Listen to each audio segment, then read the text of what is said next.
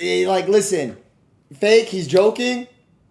If this is actually true, that's very hypocritical of Sneako. I'm gonna just be real. I say the real, bro. I like Sneako as a friend. He's a cool guy, but this is so fucking hypocritical because he was clowning at the time. Not trying to start no beef, no none of that. He was literally saying that Aiden was a pussy because he doesn't want to, collab with Sneako because Sneako's a brain risk. But well, he's doing the same exact thing. It's just not Aiden Ross. It's with Nick Fuentes, bro. He's doing the exact same fucking thing. I'm just being real. That's the exact same thing. It's a little bit of hypocrisy. But anyways, that's just my take on it. It's whatever, bro. It's whatever. It's going to be me and Nick Fuentes chat, all right? Do you guys want to see the questions I have planned? Y'all know I'm not no interviewer, bro. I ain't gonna lie. I was damn near relying on Sneako. And then, but it's fine. It's fine, bro. It's fine. I don't really give a fuck. I'm still doing it, and that's all that matters. That's all that matters. Am I a little nervous to speak to Nick Fuentes? Let me be honest. Yes, on God. Chat, all my life, I'm very fucking nervous, bro. Like, I didn't go to bed till like noon. That's how bad it is. All my life, I'm like, this is the first time I've ever been nervous on a stream. The first ever time. Why? What the fuck? I mean, bro, look at him. I don't know. Aura? I don't know. I'm just kidding. I don't know, bro. I'm nervous as fuck to talk to him, on God. And not even because I'm scared or anything. It's just because he's, bro, chat. At least I'm like, I see it. This is where my brain is, and this is where his brain is. Like, bro, he's so much smarter than me, and that's why I wanted Sneako to join, because Sneako, he's above me on the brain level too. So I wanted Sneako to be in it, but it's fine. I'm gonna still do it. Now, your brain is a lot lower. Yeah. I mean, wait, chat, who's smarter? Nick Fuentes or Cheezer? Go ahead. I mean, Nick Fuentes is blackballed, so I'm sure everybody's gonna say that I'm smarter. So I'm sure everybody's gonna say I'm smarter. He's not a genius or anything. You're just retarded. Yeah, no, that is true. Like, I'm actually just fucking retarded, chat. But, hey, I'm the only guy that's going to ever fucking, like, even talk to him. So, that's that, bro. I don't know why people are fucking scared to do, like, a stream with somebody. I don't know. Listen, I'm here so my chat, my community, and some other communities can learn about Nick Fuentes, learn about what it's like being blackballed, learn about how that even happens. Like, all that type of shit. That's the whole objective out of this. It's not going to be no fucking hate speech. It's not going to be no, like... None of that shit, bro. No, none of that, bro. All right, chat. Hold on. Getting text. Hold on. Yo, if you do this stream, oh, here we go. I ain't gonna lie. This is bad, bro. I'm so fucking nervous. I don't know why, chat. I don't know why, bro. I haven't been, bro. This is the most nervous I've ever been for a stream, chat. Now listen, are y'all excited, chat? Are y'all excited? Now, look at y'all guessing names on who texted me. Stop being weird. But. Yeah, bro. By the way, also, I just want to bring up, why the fuck did I see KSI and I'm not hating, I'm not judging. Why is KSI, like, did KSI think he cooked with that? He did a stream with Neon and he thought, like, Aiden Ross was going to get mad at that or something. Bro, your own community ain't jacking you for that. Your own community. By the way, actually, you know what? I don't care. Fuck KSI's community. I'm doing everything for Cloud now. Fuck all y'all. You fucking Brits. Fuck you. Fuck you. Fuck you. Yeah, all Cloud's good Cloud. Don't care. Suck my dick, KSI's community. Fuck you. Yup, I did it. Yeah, I just attacked the biggest Twitter community. Yup, I did. I don't care. Any exposure is good exposure. Suck my dick. Your main streamer that you suck dick with, he flopped, bro. He failed. He did a stream with Neon. He thought people were going to get mad. His own community ratioed him, bro. You took the L on this one. You fucking, oh my God, yo. Got a message for wins? Wait, what is this? What is this, GT? What is this, GT? Prayer circle, Cheezer's, I'm not even showing it, bro. What are y'all doing? Cheezer bank lock, gets blackballed, gets banned, YT gets deleted. Now, all right, maybe I shouldn't play with fire. I mean, I don't care if my YouTube gets packed up, honestly, bro. Nick, I'm doing, I'm a man of the people. I get no views on my YouTube anyway, so I really don't give a flying fuck. I don't care if my YouTube gets banned. I'm being real, bro. I'm being real. I really don't care. I make fucking $5 a month off YouTube anyways. They don't pay shit. Chat, do we get Schnaggy in this podcast? Oh my God, I'm nervous. What the fuck? I'm so fucking nervous, chat. Holy shit. I was just going to get Schnaggy in for a little part and ask him if he likes black people, but it's not going to be no hate speech type of thing. Which I'm sure Nick Fuentes does. Bro, from the shit I've seen, by the way, I have like so many things I have to like follow by, so just so I don't get like packed up on everything, even though I'm like already risking it, I don't really care. But downfall of Cheezer. Hey, bro, if this is the downfall of me, at least I went out with a bang, you know what I mean? At least I went out with a bang. Chat, how do I get these nerves out of my system? Deadass. This guy, I don't care, bro. I tell y'all everything. How do I get these nerves out of my system? This is actually bad, GT. I've never been this nervous in my life, bro. Drink? Nah, wait, if I get drunk, I'm gonna be crazy. I don't think should I drink like 1 or 2 shots, just like a little 1-2 shot? Low key, Because when I drink, I do get hella talkative. Hold on. Bring out. Oh my god, dude. I don't know. Maybe I shouldn't. Chat, should I? Yes or no, bro? Fuck! Oh, it will relax me. I'm gonna be honest. It will relax me. What is this? Cheezer play his intro music? Bro. Oh yeah, I'm getting blackballed, bro. Oh, I'm getting blackballed. Auf der Heide blüht ein kleines Blümelein. What are we doing? Oh my god, I've never seen my chat move so fast! Oh my god. Eins von 100.000 kleinen Bienelein wird umschwärmt. Oh no, yeah, this is bad. Look at me, bro. I'm fucking shaking. I can barely light my cigar. Shaking. I don't care. Oh my god, dude. That's okay. GT, it's okay. We'll be all right. We'll be all right. Kayla, can you bring me some alcohol, please, so I can chill the fuck out? How many more minutes? 20 minutes? 25 minutes? Okay. Kayla, alcohol, please, before I have a fucking stroke on this bitch. God damn! All right. GT, should I read them a few questions on how I want to start it? Yes or no, GT? Chad, you guys want to know just a few questions? I'm going to start. By the way, bro, I'm going to be honest. From what GT's told me about, like, some things on how Nick's doing this, like, bro, he seems like a respectable guy, bro. Like, yeah, people hate, people in 2024 love to hate people for having opinions and shit, but, bro, he seems like an actual respectable guy. From the shit, like, GT's been communicating with him and stuff. But, let me read real quick. This is how I want to start it, and you guys let me know, okay? I don't want to fucking be a dickhead and just give my bio of him because Wikipedia says Nicholas Joseph Fuentes is an American far-right political commentator and live streamer who is also a white supremacist, a misogynistic, homophobic, anti-Semitic, Islamophobic. Like, bro, he's like 50 different fucking things. It's hard to even keep up, dog. Like, so I'm going to start the thing off by saying, this is what they're saying that you are, but I'm not going to be a dickhead and just let that pass. I'm going to be like, yo, you give your actual bio, and I'm not going to let Wikipedia, you know, make you look like a fucking dickhead. And I'm going to have him give his actual introduction, his side of it, and his actual beliefs. All right, that's just the way I want to start it, and then we're just going to kick it. We're going to talk. Oh, my God, Seb. I'm about to have a panic attack, Seb. I swear to God, bro. Like, bro, I'm going to be honest. Like, yeah, I mean, people told me to not dick suck him because they'd give me a bad look, bro. His aura is insane on God. Like, I don't know, bro. And I'm hearing he had, is it true he had a dinner with Trump and Ye? Like, bro, who the fuck am I talking to? Like, why is he even doing a stream with my random ass, bro? That is fucking insane. Like, who wouldn't be nervous, bro? What the fuck? This the big Nick. I ain't gonna lie. Like, damn, bro.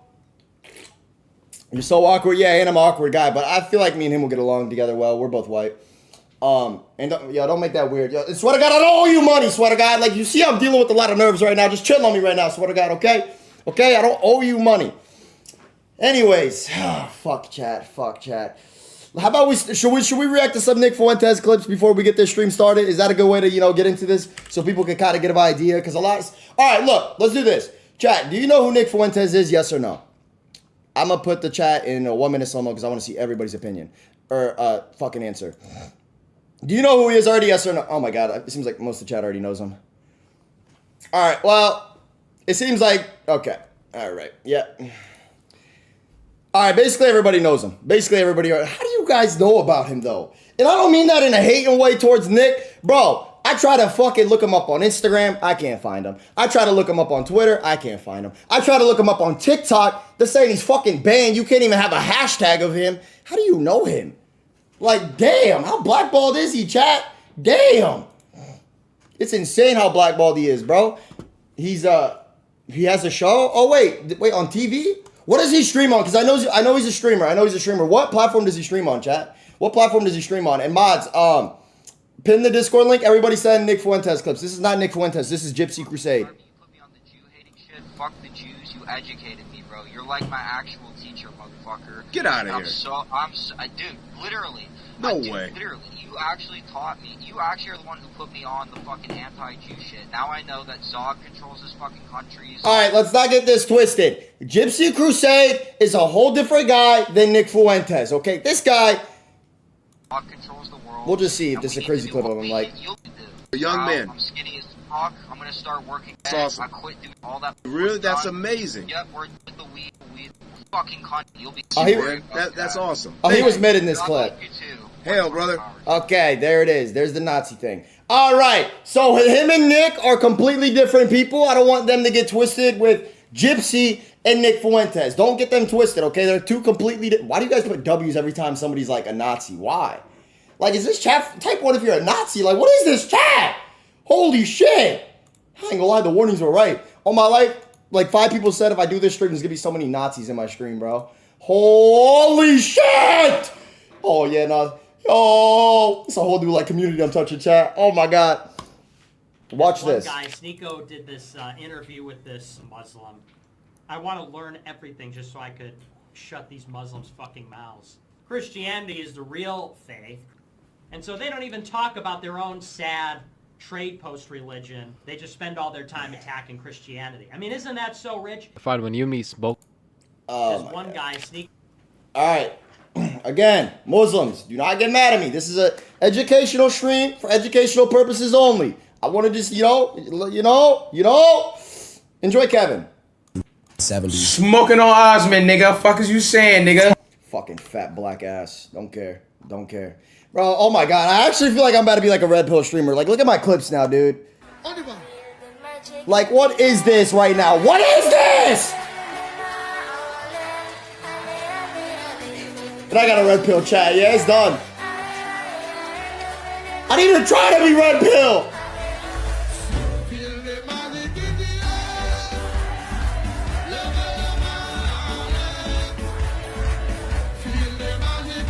Alright, what are we doing, Mud? Yo, oh my God!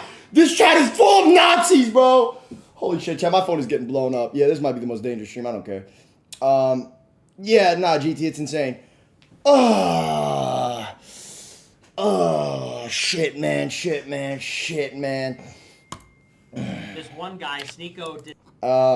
Chat. Nigger. Oh my God! Bro, wait, is that even Nick, though? Nigger. Bro, wait, when was this? How long? Yeah, oh my God, yeah, nah, this is cooked. Look at my chat, bro. Yo, how long ago was this? How long ago was this? How long ago was this? How long ago was this? Instead of putting Nazi symbols, tell me how long. A year? Almost 2 years ago? Wait, so I saw that Sneeko already talked to Nick. How long ago did they talk? That's why I was confused on like why he can't do it this time. Like, how long ago was it that they talked? It must have been hella long ago. Yeah, well, I don't even have a chat to read, bro. I swear to God, I'd like, how? Yo! Oh my God, GT. What do we do? GT's my manager, by the way. I know there's a lot of new people in here. What do we do, bro? Holy shit balls, bro. Oh no, this is it. Whatever, freedom of speech. I mean, yeah. Oh my God, that's bad though, bro. Chat, my best friend's a Jew. Chill. None of this would have happened if it wasn't for Citrus and Riot, and yes, other. And I'm not gonna lie, bro. Out of all, all right, let's watch more like related clips. Why does Nick Fuentes' girl look like Kaylin? That's his girl, and she does not look like Kaylin, bro. Send more Nick Fuentes clips. Mods, pin the Discord link and just send straight Nick Fuentes clips, chat. Yeah, bro, this is cooked. Like a Nazi symbol. What did Lico say? Pre your bank lock. Never mind, you don't have one.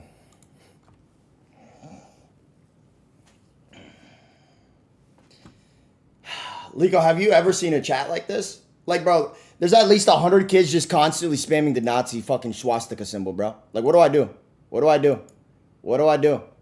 I gotta do a 5-second slow-mo. My PC fucking lagging and shit. Chat, you... How do I change this topic, bro? What time is it for y'all where you're from? For me, it's 9:39. What time is it for you guys? All right, oh my God, the Nick Fuentes calls in about 15 minutes, chat. 15 minutes. Should I take a shot? Yes or no, should I take a shot? I could go get a bottle of alcohol right now, real quick. Should I go take a shot? Should I take a shot? Just one? All right, fine. I'll take one shot. I'll be right back, chat.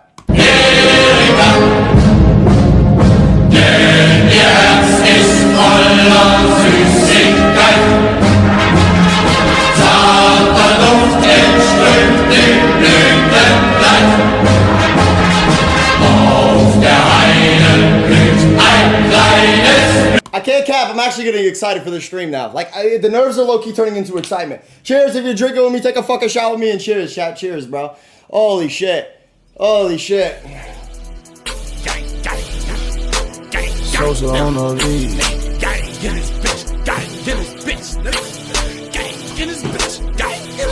Well, that's one. If I'm not feeling it enough within 10 minutes, I'm going to take another one, okay? I'm going to take another one.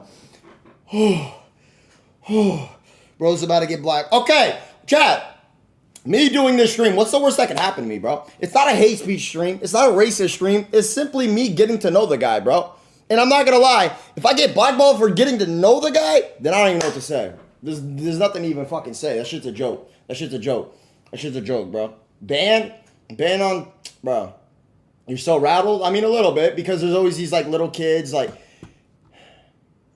Exactly, Seth. There's always these little kids saying that I'm going to get blackballed, killed, like, all kinds of crazy shit. But, bro, I'm doing this for educational purposes only. Like, bro, you guys want to learn. Am I wrong? Like, bro, yes or no? Do you guys not want to learn about him? Like, bro, it's just an interesting topic. Train had him on your... Oh, this will make me feel so good. That from happening was actually a little... Oh my God, I feel so much better. W-Train. Wait, but this was 4 fucking years ago, bro. Was he blackballed 4 years ago? There's no way he was blackballed 4 years ago, too. Was he? I ain't gonna lie, bro. I'll be good. No. Yes. Yes. All right, well, I'm sure we'll be fine, bro. I'm sure. Oh my God, that alcohol's fucking up my stomach. I'm on an empty stomach. I didn't eat all day, on God. I haven't eaten all day. Oh my God, what is going on, bro? Say nigga. Say nigger. Oh my God. You can do it. You can say it. You want to know why? That's a difference between them getting mad. Because they think they can control you. That's why I just have to... And just like that, I probably lost my whole black audience. Bro, hey, this for educational purposes only. I'm not agreeing with him. All right? Say it. It's a word. It's just a word. Don't say nigga. Everybody goes, oh shit, my boy said nigga. Oh yeah? How about I say something else? How about I take it a step further? Let's take it a step further. Let's up the ante. Bro, oh my God. Stop being a pussy. Now you're right, bro. Let me loosen the fuck up. Why am I being a bitch right now? Like, why am I being a bitch? That's not real. Why am I being a bitch right now, bro? We the motherfucking Kangs now, nigga. We in fucking Lakeview, nigga. Does he just rip the N-word? We sitting in Lakeview. Look at where we at now. Bring the niggas there. And Wait, okay. Because I don't want to make this like a corny thing, because this it's him on stream. It should be a little bit more professional. Do I ask him to say the soft A N-word? Yes or no? Yes or no? And don't look at me weird. I'm doing this all for educational purposes. Yes? No? Because I don't want it to seem like a troll, like, little segment. I want it to actually be like a serious... I'm not asking, bro. What are y'all saying? What are y'all... Dude! Yeah, no, this chat... Yeah, no. Dude, there's actual Nazis. Oh, my God, there's actual Nazis in the chat, bro. Holy shit balls. Bit on Christians making their pilgrimage there. They attack the local Christian community, which has been there uninterrupted since the time of... Bro, I'm honestly just like so interested. Like, now I want to do it literally right now. I don't even want to wait till I just want to get to know him and see like how all this happened. I want to see how it's possible to get is he the most blackballed like streamer ever? Is he? There's one guy sneak. Is he the most blackballed streamer? Like, how is that possible? That's why I want to do this, and I want to actually like see how the fuck that, like, how do you get there? How do you get to that? Somebody just said Zerka is the most blackballed streamer. Bro, Zerka's definition of being edgy is doing that little like, oh, I fucked it. You know what? 16-year-old. That's what he says, bro. That's his way of being edgy and like, bro, that shit is corny. You're not no fucking brain risk for saying that. You're just a creep. You're a weirdo. Like, bro, I don't know why people are calling him a fucking brand risk. What do you mean? He doesn't talk about anything but fucking pedo shit. Literally, though.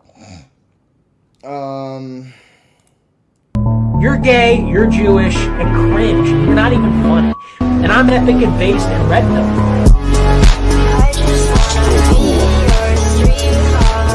Like, all my life a Nazi made this edit. All my life a literal Nazi made this edit, bro. Like, a literal Nazi. By the way, during the next segment, I will not be vaping. Out of respect for him, I'm going to put the vape out of the room to make sure I don't actually hit the vape because I don't want to look like a bitch in front of him, all right? Not hitting the vape in front of him. One cannot defend himself. I swear to God, I'm not. Against Jews. They attack with lightning speed from their position of safety. They use their abilities to crush any attempt at defense. Quickly, they turn... Who's this guy? I'll be real. And don't call me a Nazi, but my brother's kind of a fan of Nick Fuentes, okay? My brother showed me this podcast, and I saw this bald guy talk kind of crazy. Who is he again, chat? He basically, I'm gonna bring this up to Nick as well. I saw a little part of this at home when I visited family like a couple weeks ago. My brother showed me this video because I told him I want to do a stream with Nick. And my brother basically called this bald guy the biggest cocksucker in the world, the biggest devil in the world, the biggest piece of shit scumbag in the world. And he showed me, there was a clip that this Jew, and oh my God, no, I'm actually falling into it. I mean, oh my God. He basically just like came at Nick Fuentes on a podcast, insane, and fucking, he accused him of like fucking, what was it? It was like some pedo shit, just some weird ass shit, and he had no proof at all. Like, there's nothing about Nick being a fucking creep or anything like that. But this guy with this more power than Nick just started riding Nick's dick, didn't let him talk, and was just basically fucking shitting on him, lying on his name, trying to get other people to believe that Nick's like actual fucking creep and shit, bro. Okay, and you guys are about to call me a casual, but bro, I'm not a politics guy. I literally just play games all day for fun. What is a Zionist?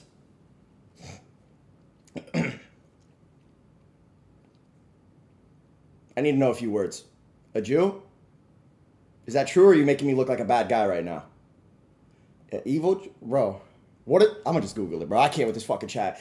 Ah! Zionist definition, bro. Zionist definition. Oh, it is a nationalist movement that emerged in the... Wait, are they dangerous to talk about? I don't know what I just said. There goes that one. I swear to God, I don't even know what I just said. What is it? What is that? Oh, whatever. I mean, I didn't know what it meant. There goes that one. Yeah, I'm definitely going to get fucked over after the stream. Holy shitballs, dude. Please read phone ASAP. Oh, there goes my manager chat. Oh, yep. Here it goes. Yep.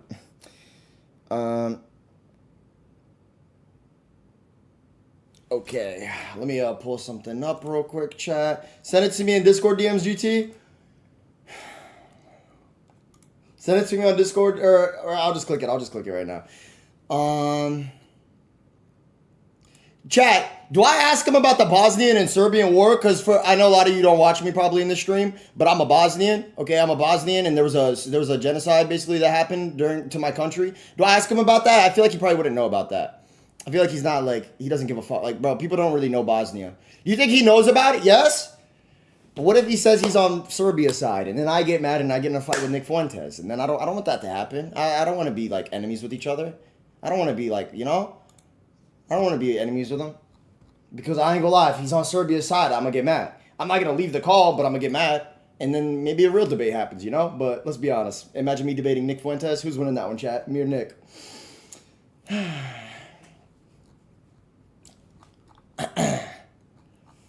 Nick, you.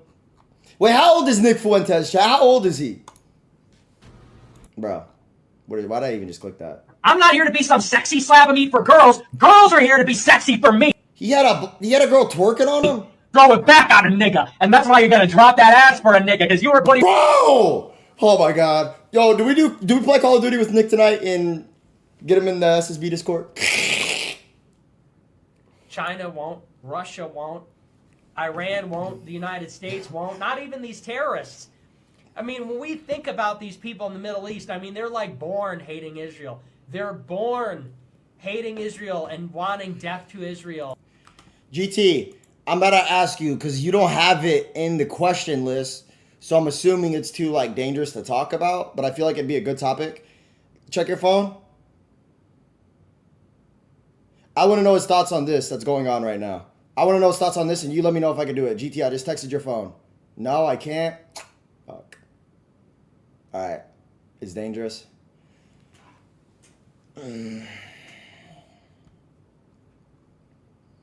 Oh my God, they're booing me. Let me...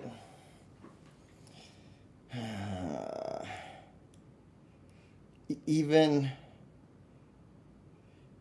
if it's just for educational purposes, like just to hear his like viewpoint of it.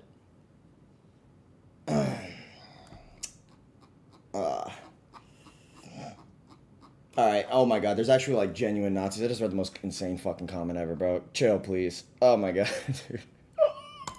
The idea of like a European country... Oh my God, dude. It's just so cool. I can't get that out of my head. White European country would have like a straight up dictator that everyone loves. That's, dude, we need that. We need that. Let me speak to someone about it, but the problem is... Okay.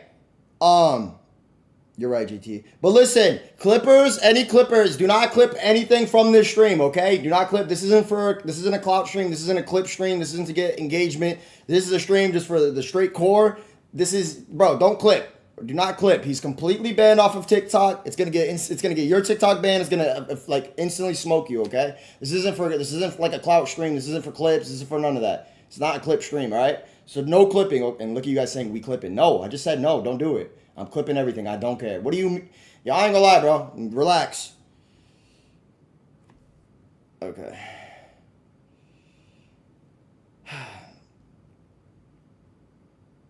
Oh, nice. And my manager just texted me, don't bring up the Bosnian War. Apparently he's on Serbia's side.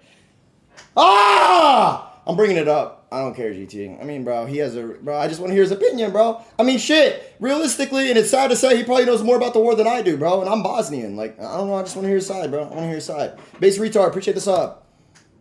Appreciate the sub, bro. Chizo, look. When was this? When was this, Chad? When was this? When was this? Oh my God, they're so edgy. When was that? No Twitter clips either. I just saw a Twitter kid in my chat. No Twitter clips either. Last year. All right. Oh my God. What time is it? Oh my God. It's in 10. Yo! All right. It's in like 5 minutes. It's in like 5 minutes, chat. It's in like 5 minutes. It's in like 5 minutes. Nowadays, when we think about rape, we think about, I don't know, like a black guy with a gun holds a woman down and says, you know, you want for that now.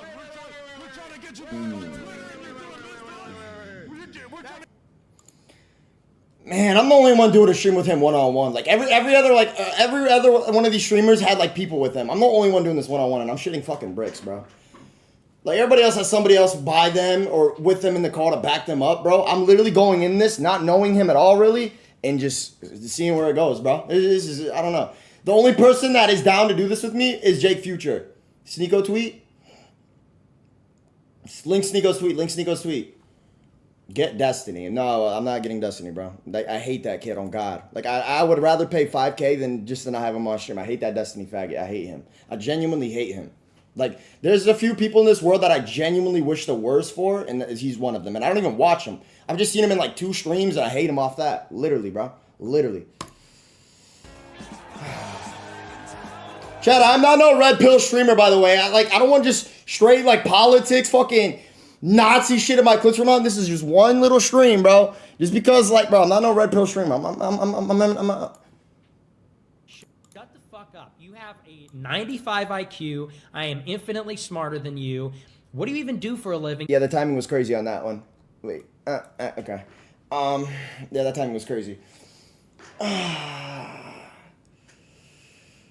Sneeko's community's talking about you. Are they clowning me? Are they clowning me, bro? I ain't gonna lie. I'm not a red pill streamer, bro. I'm not good at this shit, bro. I'm just doing it for the people, chat. I'm just doing it for the people. 16-year-old wife. Probably when I find my 16-year-old wife. Probably when I turn 30 or something. What if I'm 30 and she's 16? Then now we're talking here. Now we're cooking with gas. I want a 16-year-old that's pristine. Find my. I mean, that's trolling, but it's not something to troll about. Oh my God, dude. Yeah, I'm cooked, chat. This is probably definitely the downfall. It's fine though. Whatever. I mean, yeah. I mean, we're not gonna talk about things like that on the thing. Wait, I didn't see what you guys said. What does he stream on? What platform? AdTrain. What platform does he stream on? People say, and they make it personal too. They're not saying you've got to shit. So many women you don't realize who really wants the best for men. Should I get on Cozy.tv? What the fuck is Cozy.tv? Rumble and his... Oh, that's his site? Oh, nah, W. Way to make your own site, on God. That's legendary. If you got blackballed from every streaming site, you made your own thing, that's legendary. I can't even hate on that. I can't even hate on that, brother. I can't even hate on that one, brother. Why do you guys keep locking the channel? I ain't gonna lie, it's about to start in like 10 minutes. This is where I just get the nerves out. Oh, alright. There's no point of clips anymore. It's literally about to start. Oh, shit, chat. Yeah, it's about to start in like 5 minutes. Literally 5 minutes, chat. Literally 5 minutes. Oh, fuck. Oh, fuck. Bro, you guys keep saying add these people in the call. Nobody wants to be on a stream with him. Respectfully. Nobody wants to be on a stream with him. Nobody. There's no point of telling me to add anybody. Nobody will join this call. Nobody will join this call. It's insane. It's insane, bro. Do I take one more shot, chat? Yeah, fuck it. One more shot. Snags? Bro, but like, bro, I don't know if you guys agree, facts or cap. I don't want to get trolling people in here. This isn't like a troll stream. Like, you see me, I have a suit on. This guy's like, you know, this isn't like a troll stream. This is, people actually want to learn some shit here. This isn't a troll stream. And they want to, you know what I mean?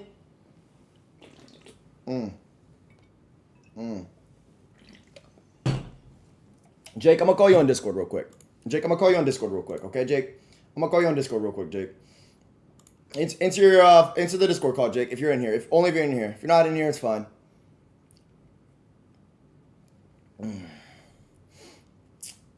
Oh, he's here. Yo, Jake. You see this stream I'm about to do? yeah, Your camera ain't working, mod. I'm fixing it now. Okay. Oh, Jake, I'm a little bit nervous. Can you just say some good things about me before I, do this? Yeah. Wait for your camera, bro. Like, where you at, Jake? I'm gonna turn mine on too. I want to talk to you, bro. I want to see you. Alright. All right, talk to me, Jake. I'm a little nervous. I need some, advice. Yeah. Don't say nothing weird. That's No. all you. But do you respect me for doing this, Jake? Yeah. W, Jake. Everybody write out W, Jake, bro. Jake. Jake, do you want to get on games later tonight? Me and you? Yeah. All right, Jake. All right, bro. I love you, man. All right, well, I'm about to do this. Oh, my God. My chat loves you. Oh, God. Look at my chat. Look, Jake. Oh, don't let me go to your W chat all my life, bro. They love you, Jake. Yeah, I know. You love them too, Jake? You love them too? Yeah. All right, Jake. I'll see you after this, okay? Wish me luck. Okay. Okay. W Jake, man. All right, that did make me feel a little bit more confident and better. Oh, my God. Wait, GT like now? Like now? Hold on, I need oh my God, GT like now? Or like, hello? Oh! Is he drunk? Yeah, I'm a little bit drunk, I ain't gonna lie. Wait, you guys notice or no? Sweet. FaceTime video. Yo, Yo, can you hear me? Yeah, I'm live. I know. Listen, bro. I just want to say this is your big moment. I'm happy. I'm proud of you. Fuck kick moderation. You go crazy. You say and do what the fuck you want. I'll deal with them. You know what I'm saying? You unleash the full cheese. This is the best stream you've done, and I'm proud of you, bro. You unleash yourself. You know what I'm saying? Thank you, Aiden. Bet, bro. Thank you. Oh, God, thank you. Why are you saying rare W Jew? Bro, Aiden, I've never seen a more Nazi chat. I'm not even kidding. I mean, dude, not all Jews are L's. I know, but bro, I'm serious. It's the most Nazi chat I've... An evil Jew, dude. Tell them what the... All right, I'll tell them. Okay, all right. W Aiden, bro. What the hell? A Jew just called my phone and said, "Yo, W Jew. Why you got? Okay, just put W Jew. Stop saying rare W Jew. Just put W Jew. It's not rare W Jew, bro.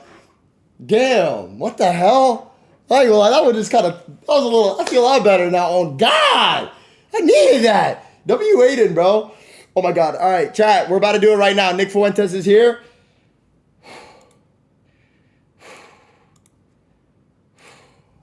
All right. I gotta hit my vape one more time. All right, here we go. Here we go, chat. Here we go. This is it, boys. This is it. Let me just pull up the wiki thing of him. This is it, boys.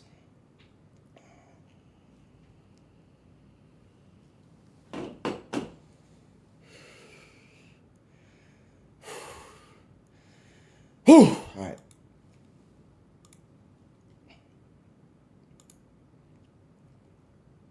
Hello? Hey, Nick. How are you, man? I'm good. How are you doing? I'm going to be honest. Let's break the ice. I'm a little bit nervous. First time on stream, a little bit nervous, brother. I'm an honest guy. I'm a little bit nervous. Well, people make me nervous for this. That it's kind of a risky stream, I guess. But why? Like, why is this? Why is everybody so scared? I hit up so many people to do a collab. Everybody's saying, no, you're an idiot. Like, nobody. Shit, even Sneeko bailed on me, Nick. What's your thoughts on that one? On Sneeko? Well, I'll say about Sneako, I think he's a patriot, because he stood up when it counted. He was right there with me during Yay 24. He went to my rally last year, and I think he's a truth teller. He's been very outspoken about the genocide in Gaza lately, which is, to me, that's like the benchmark lately, because they're just slaughtering people over there, and there's all kinds of pressure for people to stay silent. He's been very outspoken, so I put out a post earlier tonight. I said, actions speak louder than words. So, to me, Sneako's solid in my book. Solid? All right. So, just for people, I mean, most people do know you. My chat, they love you. I'm going to be honest. My chat fucking loves you, bro. But I want to give you I want you to be able to give your own bio, but Wikipedia's bio. Would you mind if I read it first and then you explain yours? I'm not saying I agree with it, by the way. I'm not saying I agree with it, but it says here, Nick Fuentes is an American far-right political commentator and live streamer who is known for his white supremacist, misogynistic, homophobic, anti-Semitic, Islamophobic. My bad, bro. I'm a little bit dumb. You get the point. They're basically just calling you every little thing. So what's your bio? Like, you give your own, Oh, well, yeah, they say that about everybody. I feel like if you are somebody who's interesting or honest, they'll say, oh, you're a bigot, racist, sexist. I mean, it would be safe to say I kind of fit into that category, but I'm a loyal American. I mean, that's how I describe myself first, is I'm America first. I'm a loyal American to this country. I'm Catholic. I'm loyal to God and Jesus Christ. Oh, so you're religious? And I'm a radical. You're religious? Oh, yeah, absolutely. Hell yeah, bro. Yes. So, and I know this is super. Wait, are you celibate? Somebody told me you were celibate. Yes. Yes, I am. How old are you? 25. You never had sex? No. Good, bro. That's good. Congrats on that. Congrats. So, what are you reserving for? Are you waiting for marriage? What is it? Well, yeah, I'd like to get married and have kids eventually. For Catholics, it's a mortal sin. You can't have sex outside marriage. So, oh, really? I'm just trying to play by the rules, Hell yeah, bro. So, is there anything you want to know about me? I'm not, the most interesting, but I'm just being I know honest. a little. How old are you? I know you're. I'm 22. Okay, you're 22. You're Bosnian, is that right? Yeah, I think this is a good time to ask. Do you know about the Bosnian and Serbian war? Vaguely. I don't know a ton about it. Oh, you don't? But I know the general strokes, yeah. So what general strokes about it do you know? Because, all right, I'm going to be honest, and I won't get mad at you. You're a man. You have the right to have your own opinion. I won't get mad at you. My family told me that the Serbians were in the wrong with that war. What is your take on that, though? Well, I think the problem is how that whole region is set up. The problem is that there's so much ethnic diversity, it inevitably leads to conflict. And, you look at these states, you have like the state of Bosnia, for example, and you have half of it is one way, half of it is the Republic Srpska, where you have all these Serbians. It's somewhat autonomous. Kosovo in the north, they want to join Serbia, so I think that you just need like segregation. I think that you need to have Serbians live with Serbians, Bosniaks live with Bosniaks, Croats with Croats, and so on. That seems to me to make the most sense, because when you have all these people smashed together, it's just set up, it's designed to fail. Do you feel like what the Serbians did to the Bosnians was a genocide or no? I don't know enough about it to say if it was all right, a respectable. genocide. Respectable. So, this is the main question my chat wants me to ask you. What are your thoughts on Jewish people, man? Well, it's a complex topic, but I mean, where I would start is, what is a Jewish person? I'm Catholic, so Christians and Catholics believe that you have this Old Testament. A certain people was chosen by God, and they were supposed to be the vessel for a prophecy. And so there are prophets in the Old Testament, and they talk about the incarnation of God. God becomes man. Christians believe that that man was Jesus Christ. He's the Messiah. He came to save everybody from original sin and from the pain of the sins that we all commit in our lives. And he fulfilled and completed the prophecies. So what would you call a Jew then? If Christians believe that Christ came and fulfilled the Jewish religion, obviously some people don't agree. They still call themselves Jews. They live by the old law of the Old Testament. They descend from the Pharisees. Well, they're people that reject Jesus Christ fundamentally. So it's also a group of people that is an ethnicity, because you may have heard that there are people that are secular Jews. A lot of people think that Jew is a religion, and it is, but it's also bound up with the ethnicity of Jews, because you could take a DNA test and someone can tell you you're Jewish. That's the basis for the right of return in Israel. A Jew can go to Israel, get a DNA test, and if they're Jewish, they get citizenship automatically, whether they're an atheist or they believe in God. So that tells us that Jewish is not just a religion, but also an ethnicity. And it goes all the way back to the beginning. And so I would say that I love everybody. I'm a Christian, which means we're called to love all people, people that are not like us, people that have a different religion, people that are a different race. But I would say this. Jews, if you read the gospel, it says that they called for the death of Jesus. I don't know how familiar you are with the gospel story, but you'll hear it if you go to Easter Sunday Mass or Good Friday Mass. They talk about how it was the Jews who called for Jesus to be crucified and to be sentenced to death. And they persist thousands of years later, mocking Jesus, opposing Jesus, demanding that the state be separated from the Christian church. And so in that sense, I oppose that religion. I oppose this religion because, and this is the last thing I'll say because I don't want to drone on and on. It is a big topic though. Yeah. But the thing is that you need to understand about Jewish people is that Judaism and Jews, they're the only religion that hate Jesus. When you talk to Hindus, when you talk to Buddhists, even if you talk to some atheists or Muslims, they respect Jesus, they revere Jesus. Muslims believe that Jesus is a prophet. Hindus believe that Jesus was a great social teacher.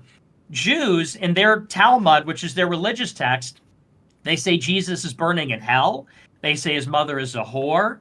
They say that he was a wizard, that he was a sorcerer, he performed false miracles. And if you look at their attitudes today, they're the only ones that have a complete contempt and antipathy for Jesus and for Christianity. They actually don't like Christians.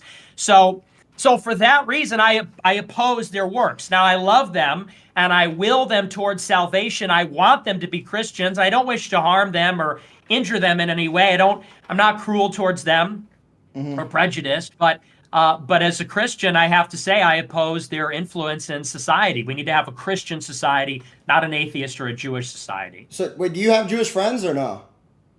Yeah, I have several Jewish friends. Oh, so why do so many people say that you hate them then?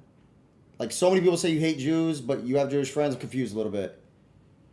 Well, it's like It's with just media anything these marketing, days. yeah. I mean, if you talk about any group of people, it seems like the only group of people that you can have anything negative to say about is white people.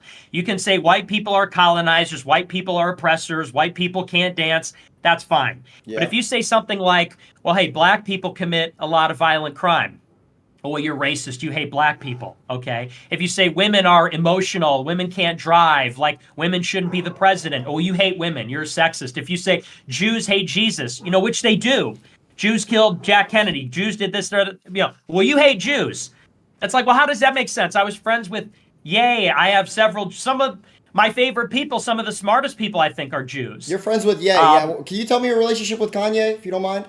That's crazy. So I haven't talked to him since last year. Okay. But we were pretty good friends for a time. I was at one point his only political advisor for about 6 months in 2023. Oh shit. I met him in 2022, and we had kind of an adventure together. It goes down in history. We met Trump. Yeah, but met Trump. What was it like meeting guy. Trump? How was it meeting Trump? Wait, by the way, what's your political views on like the upcoming election? Like, who do you want? Like, I love Trump. I'm voting for Trump. He's got to be the dictator of America. Me too. I want I'm him a to Trump be president for life. I'm a Trump guy. Go, yeah. Yeah, the economy's pretty fucking shitty right now, man. Pretty fucking shitty right now. I'm kind of a normie, I guess you could say, because I just don't know too much about like economy and like politics and all that. But I think you're an interesting guy, bro. Like, how does somebody get so blackballed? Like, how is that even possible? How do you get that blackballed, bro? I try to look you up on TikTok. You're gone. Twitter, gone. Yeah, my name. I couldn't if you contact search my you. name. Yeah, no, and yeah. I don't know, like, if people are gonna like get mad at me for this. I try to search your name, and there's a guy with a similar name that they're trying to like use to fill you in. I don't know how to explain it. And if I type your name letter for letter, it says you're banned. You can't, not even a hashtag, not a single video, nothing. You're completely blackballed. Yeah, on TikTok. it's like, there's that old expression to learn who rules over you, find out who you're not allowed to criticize. People say that's Voltaire. It wasn't Voltaire, but that's a good heuristic. The heuristic, the way of looking at it is that if you can't criticize somebody, it probably means they have power over you. Like if you go to your job, you can't criticize your boss. Why? Because your boss can fire you. If you're a kid, you can't say F you to your parents. Why? Because your parents are your boss. They can ground you. Similarly, if I go out tomorrow and say the Illuminati runs the world, no problems. If I go out tomorrow and say white people run the world, no problems. If I go out and say, the Trilateral Commission, no problem. China, no problem. If I go out tomorrow and say, hey, Jews run the world, oh, big problem. That's what happened to Kanye. That's what happened to Ye. That's how we met. Because he went out there and said, hey, Jews invented cancel culture, this and that. And then guess what happened? His agent pulled the plug. His banks froze his accounts. He got banned on Twitter. Couldn't get a lawyer. Adidas froze his money. Couldn't get a stadium. Couldn't get the sample cleared. It's like, okay, so I think we found out who we're not allowed to criticize. I guess maybe we can draw inference from that. Yeah. No, I'm not going to lie. Yeah, the whole chat is saying facts. Your banks are locked as well, right? I've been banned from like 4 or 5 banks, yeah. That is insane. So what do you do at that point? Like, what do you do when everything is just, you can't do shit? No, you can't. Unfortunately, you have no like civil rights when it comes to that stuff. I've been banned from Bank of America, Chase Bank, US Bank. I mean, like some of the biggest institutions, I just have to hop from bank to bank. I start a bank account, they find me, they ban it, and then I have to move to another one. Damn, so you've had to go to 5 different banks. More. Those are just the big ones. I've been banned from Chase Bank, US Bank, Bank of America, Fifth Third Bank, Inland Bank. I'm banned from all payment processors. I'm banned from 2 airlines. Oh my God. A lot of people in my chat, they want to know your thoughts. I don't know if this is related to this topic at all, but they want to know your thoughts on crypto. What do you think about crypto? Like, is that what you do? I'm a do you huge hold it in supporter. crypto? Huge supporter. I'm in crypto. I have every dollar in my name in crypto. I don't have $1 in my bank. Every dollar I have is in crypto. That's smart because, I mean, look, the thing that they don't want you to know is that the government, they can log into a terminal, press a button, and delete all your money. Like, take it. That's what happened to me. I woke up one day, I had $500,000 in the bank, frozen. I called the bank. Why is my money frozen? Yeah. Oh, well, we can't tell you. I mean, it took me 2 weeks just for them to tell me what happened to my money. So, I mean, for most people, it's not a problem, but I mean, it is a theoretical problem. You got the money back though, right? Yeah, I eventually got it back. I'll make it sure because that would have been crazy as hell. All right, that's good. That's good. Yeah. And sorry, man. I'm just a little bit rattled because people got in my head. I'm a little bit rattled. But they told me not to say this, but you seem like kind of a genuine guy to me, bro. I'm being honest. You seem kind of like a genuine guy. I don't see a problem. No reason to not like you. I don't ever hate people for their opinions. Yeah, I mean, I'm polite. I think I'm like, I'm a respectful person, but it's one of these things where it's like, if you disagree with kind of like the fundamental like belief system of society, then they say you're a horrible person. And it's like, I don't want to kill anybody. Like, I'm not a cruel person. I'm not a mean person. But I just have a completely different idea, vision of how society should work. And for that reason, I'm on the outside. I think that, if you look at most Republicans or conservatives, they're not that much different than liberals. Because we have a dominant philosophy in the country, which is liberalism. It's like feminism. It's this egalitarianism, this idea that everyone's equal and we're all going to live together. And the poor people are so virtuous and all this kind of stuff. Like anything goes. Like, gay people can do whatever they want. Trans people can do whatever they want. Everyone can do whatever they want. It's a big free-for-all. I don't believe that. I don't hate people, though. I'm not want to kill anybody. Yeah. But if you say that, because I'm saying, conservatives don't really disagree with that. But if you really fundamentally disagree, then they say, well, you are a wannabe Hitler. You're a Nazi. You want to kill everybody. And it's like, that's just not true. But that's because they don't want people to think there's an alternative. Yeah. Want people to believe that the only thing there is what they're pushing, a liberal version of it, a conservative version of it. There's no other system that can possibly be entertained. Anyone that suggests it is a horrible, boogeyman. Yeah, it seems like from what I'm seeing out of the streams, it seems like the general like my general chat, like the normal, normal people, they all fuck with you. It's just like the mainstream media, such as, news and all that. Those are the ones that target you and hate the shit out of you, bro. I'm telling you, my entire chat is fucking with you right now. Like everybody. But it's like the mainstream media, I feel like, is the only one that targets you and hates you and says all this shit about you, all this, all these slurs about you and all that. Did you see the Ryan Garcia stuff happening, by the way, or no? What are your thoughts on that? I did see that. Yeah, I mean, I don't know. I don't know how reliable that is. He seems like, I mean, the thing is, he's touching on a lot of themes that are correct. Like there definitely is blackmail and sex trafficking that happens at the highest levels, but he seems like, I don't know that he's necessarily completely informed on that. Seems like he's just kind of having a meltdown. That's just I haven't looked into it too much, but from what I saw, seemed like that was more of a personal issue. Yeah, now this is a little bit more of a touchy topic. Well, not for you. I mean, you just say what you want. But is it true that you think the Holocaust is fake? It's not that I think it's fake. I just think that it's exaggerated.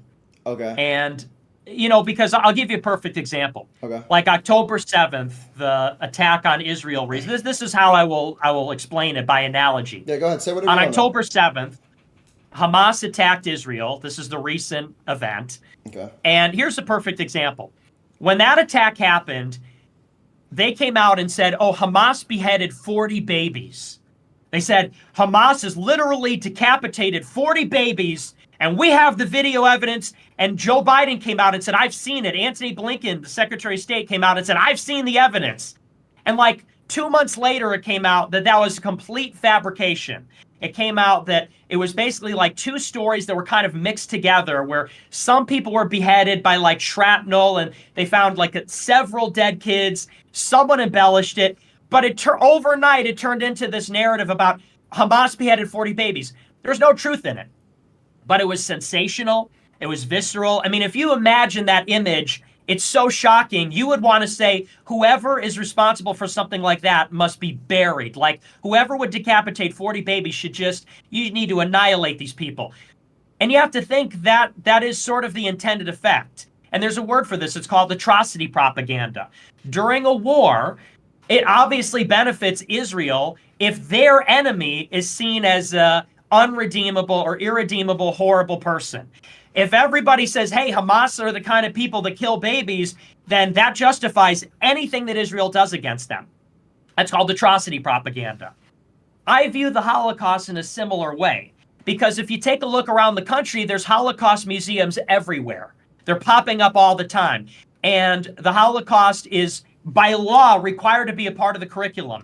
And they go into like a fourth grade classroom and they show 8-year-olds, 9-year-olds, obscene graphic pictures of like emaciated corpses and all this stuff. In the last 40 years, there have been hundreds of films made about the Holocaust in Hollywood. What is the intended effect of all of this? I think it's meant to engender in people a profound sympathy for Jews. And it's supposed to say, if we criticize Jews, it could lead to a Holocaust. If there's certain negative attitudes towards Jews, it could lead to another Holocaust. And it's meant to make Jews out to be the ultimate victim. But if you look around, Jews are the most privileged, powerful group in the world. I mean, they are the biggest donors to the political parties. They run all the major talent agencies in Hollywood. They run all the major record labels. They run all the major Hollywood studios. They run the most wealthy hedge funds. Their political lobbying group, the Israel Lobby, is one of the most powerful special interest lobbies in D.C. So they enjoy extreme power, privilege. They're the richest ethnic group in America by a lot. They are 25% of the students enrolled in some of the Ivy League universities. 2% of the population, 25% of the students. They're not 25% of the highest achievers. They currently have 6 or 7 of the presidencies out of the 8 Ivy League universities. So they run the elite schools, which are, of course, produce the elites that go work in government and in business everywhere else. So they're so powerful, but yet there's this Holocaust indoctrination that says, no, they're the ultimate victim. And if you talk about it, if you acknowledge this, If you even just state these facts, if you start to count them, well, that's anti-Semitic. And anti-Semitism can never be tolerated. Why? Holocaust Museum. Look at the shoes. Look at the stripes. Watch this movie. Watch Boy in the Striped Pajamas. Watch Schindler's List. Go to the museum. Apologize. Give us $1 million. That's what happened to Kyrie Irving. That's what happened to Kanye, Mel Gibson, Michael Jackson, Henry Ford. Henry Ford before there even was a Holocaust. So, and I'll tell you this. Yes, Jews were killed during World War II. They were killed in concentration camps by the Germans. And it's not to minimize it, but a lot of people died during World War II. It's a fucking world war, okay? 100 million people died in World War II. Germans were put in concentration camps by the Americans. Japanese were put in internment camps by the Americans. Japanese raped and slaughtered Chinese in China. People were dying by the millions. But the only ones we ever talk about are the 6 million that died during the Holocaust. And to the exclusion of almost everybody else. Nobody talks about the 20-some million Russians that died, ever, when we use our propaganda about Russia in this current conflict. So not to go off on the subject, but, if people wanted to tell me 6 million died in the Holocaust, I'd say, okay, fine. If people want to say there were gas chambers, I'd say, yeah, I don't know if I buy that, fine. We have to question why it casts such a long shadow. It happened 100 years ago in a different continent. America had nothing to do with it. So why are we still hearing about it? And why can't we make our country great without hearing about it all the time? Trump gets up and says, make America great again. And the Jews clutch their pearls and say, he's Hitler. It's another Holocaust. Why? Because we want to make our fucking country great?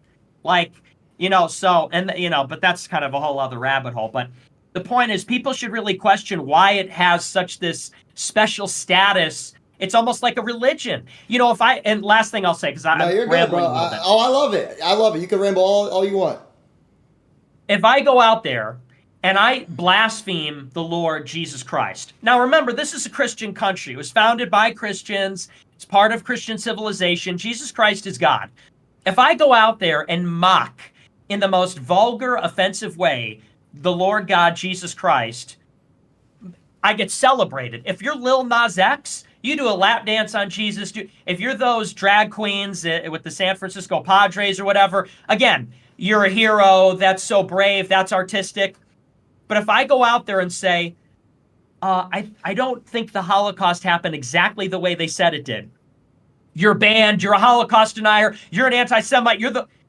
And it's like, okay, so one is literal sacrilege. If I go out there and commit real blasphemy and sacrilege against the real God, you're fine. You're celebrated.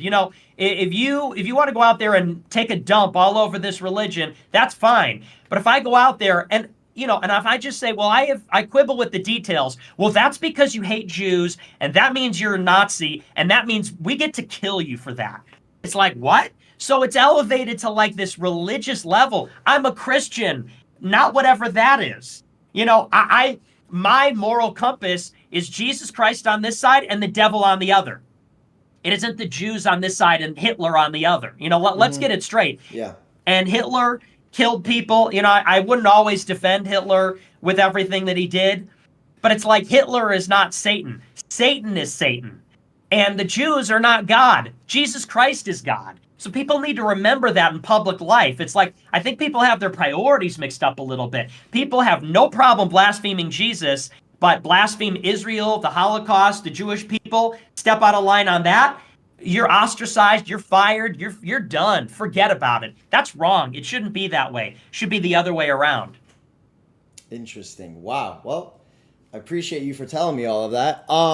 Another question I have for you, okay? If you could return mainstream and take all this back, would you? Or would you still have air all this out, say what you want, get blackballed? What's your take on that? No, I have no regrets because, no regrets? Here's the thing that people, and Kick is a young audience. I have a young audience. You're younger than me. I used to be the young guy. When I was the youngest guy in the room when I started. Yeah. But, what I learned over time is that the only thing that matters is your relationship and your faith with God. Everything else can be taken from you. The Lord 100%. gives, the Lord takes away. Your health, your wealth, your family, everything that you have can be taken in an instant, by chance, by death. It comes for everyone. We are just dust. And when you die and stand before God in judgment, the only thing that echoes in eternity past this life is your words and your deeds. Did you speak truthfully? Did you act in a moral way, in a loving way, selflessly? That's all that's going to matter. And so, a lot of political people, there's like this classism in politics. I have a lot of friends in Washington, D.C., and, they run nonprofits and they make a lot of money and they're really prestigious.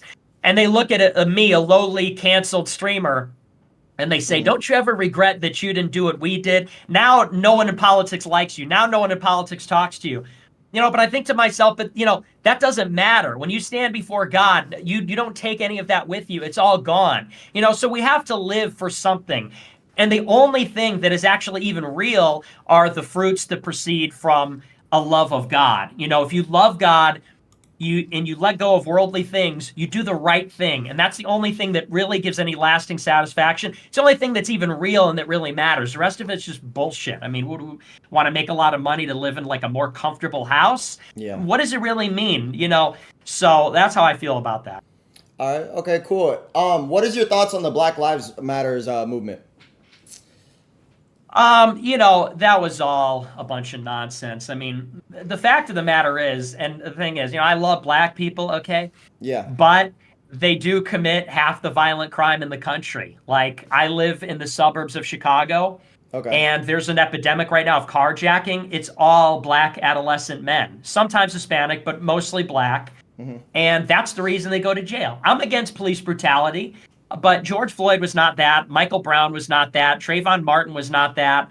I got pulled over the other day. I didn't get shot because I gave him my ID. All my papers were in order. I went on my way. It is what it is, And, but a lot of them, it's like burn, loot, and murder. It's like kind of a boomer thing. It was like, fucking burn, loot, and murder is at it again.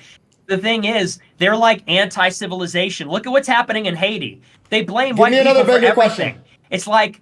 And I'd say this about Chicago. If you put the police in the south side of Chicago, if you had like Chinese-style totalitarian facial recognition control over the south side of Chicago, it would be a real estate boom. If there was a guarantee that there's no violence in the south side of Chicago, investment would pour in. It would be a gold rush. So it's literally just about behavior. If black people were known to generally be extremely polite and courteous and friendly and orderly and followed the rules, everyone would love them. But the problem is that, what we're learning now that X is free of censorship is that a lot of them aren't that way. And that's why there's a lot of problems. So, I think that it's very anti-civilizational. And that's what you see in Haiti right now. It's like they always say, oh, well, it's because of slavery and racism. Okay, well, how about the first free black republic in the West, Haiti? How are they doing today? It's total anarchy over there. Where's the white person to blame over there? They say, well, colonialism. Okay, well, what about Ethiopia? Ethiopia is about to explode. I thought famously they were never colonized. What about Liberia? They said the same thing about that. So there's always a cop-out. But at the end of the day, there seems to be kind of an intrinsic problem there. So, I wish them the best. I want them to be a part of civilization, not work against it. Interesting. My chat wants to know about your thoughts on Derek Chauvin. Oh, Derek Chauvin. He's the one that killed George Floyd. Interesting. I think he's innocent. He didn't kill George Floyd. Okay. Do you want to give why you think that? You want to tell them why you think that, or? Yeah, I think George Floyd had fentanyl in his system. He was super high, and they always say these guys get thrown on the ground. They say, I can't breathe. He was saying he couldn't breathe before he was even on the ground. So I think, and there were conflicting autopsy reports. It's been 4 years since all that happened, but I remember there was one autopsy that said, oh, he died of a cardiac arrest. Another autopsy said it was trauma. I think he died from a drug overdose. Interesting. All right. What are your thoughts about the LGBTQ flags in Christian churches? Totally wrong, and that happens in Protestant churches. It happened recently, I think, in a Catholic church because they lied. They said, oh, we're doing this funeral, and then they snuck in a bunch of gay stuff. But it's wrong. I mean, it's clearly contrary to natural law, homosexuality is. I'm with you on that. I agree with you. I'm against it as well. I'm with you on that one. Sorry, do you believe in the Jewish tunnels thing going on? I haven't like dug too deep into that, but what's your thoughts and your take on the Jewish tunnels going on? We got to be nuanced about it because, you know, all we got from the tunnels, we didn't get any hard evidence that anything specific was going on. It is very weird, though, you know, because there are all kinds of conflicting stories about how they dug these tunnels to evade the COVID restrictions. But yet then it came out that the tunnels the construction began 6 months prior to their discovery. So that would have been way after the pandemic ended. And, you know, that whole Chabad thing is very mysterious. For people that don't know, that's a whole rabbit hole.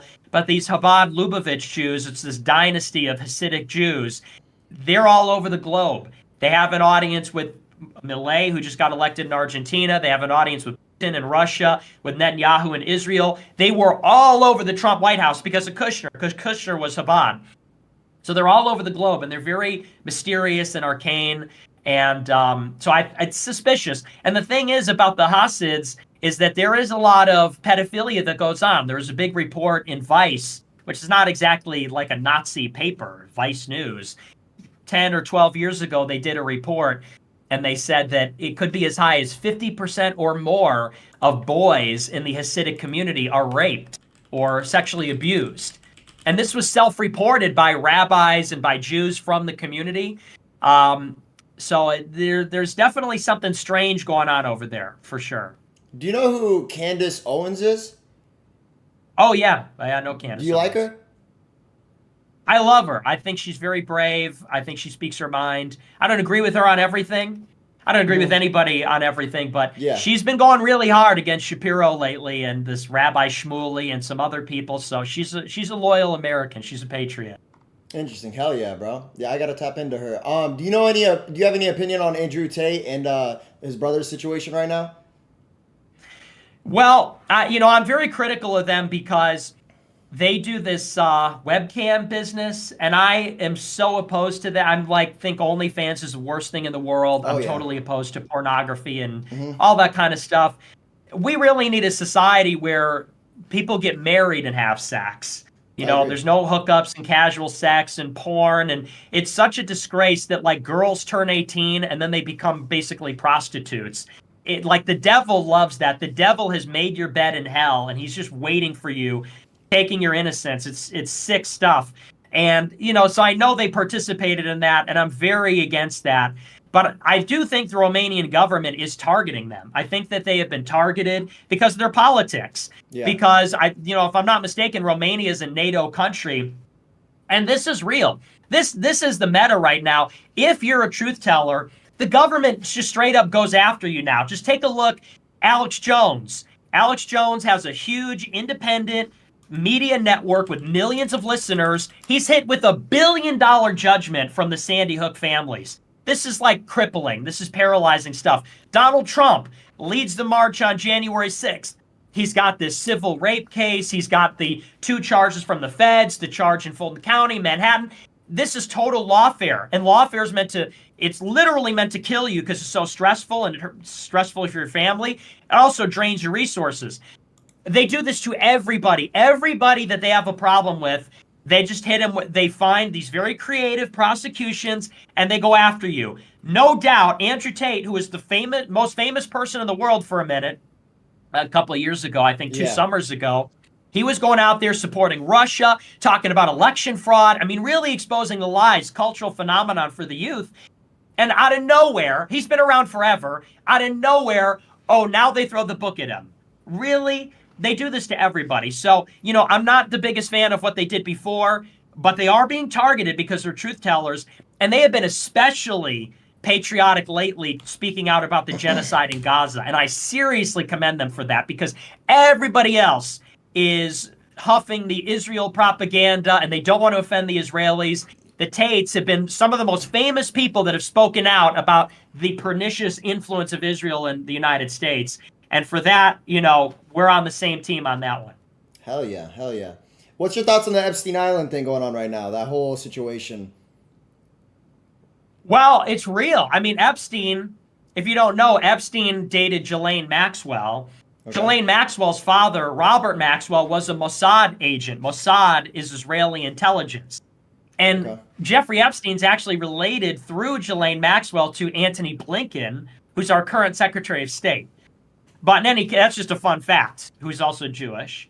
Jeffrey Epstein ran a blackmail ring. I mean, that's kind of the TLDR, is that he was probably financed by foreign intelligence to run a blackmail ring.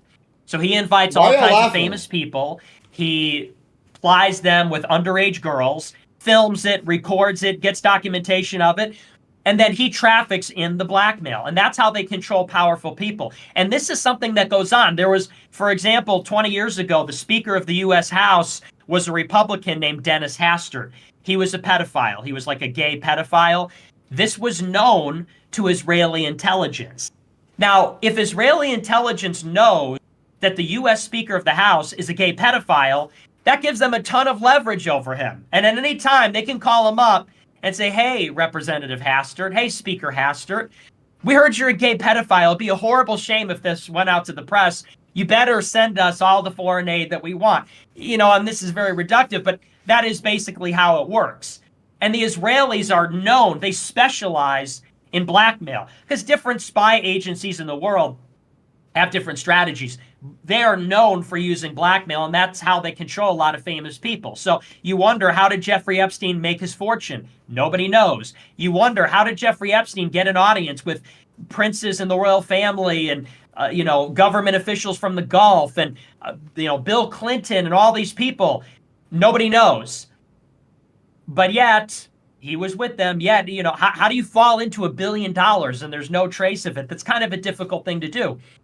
It's because he was set up there so that he could attract powerful people and then get blackmail on them and then sell that blackmail or use it for whatever agency he represented. I think most plausibly is Israeli intelligence.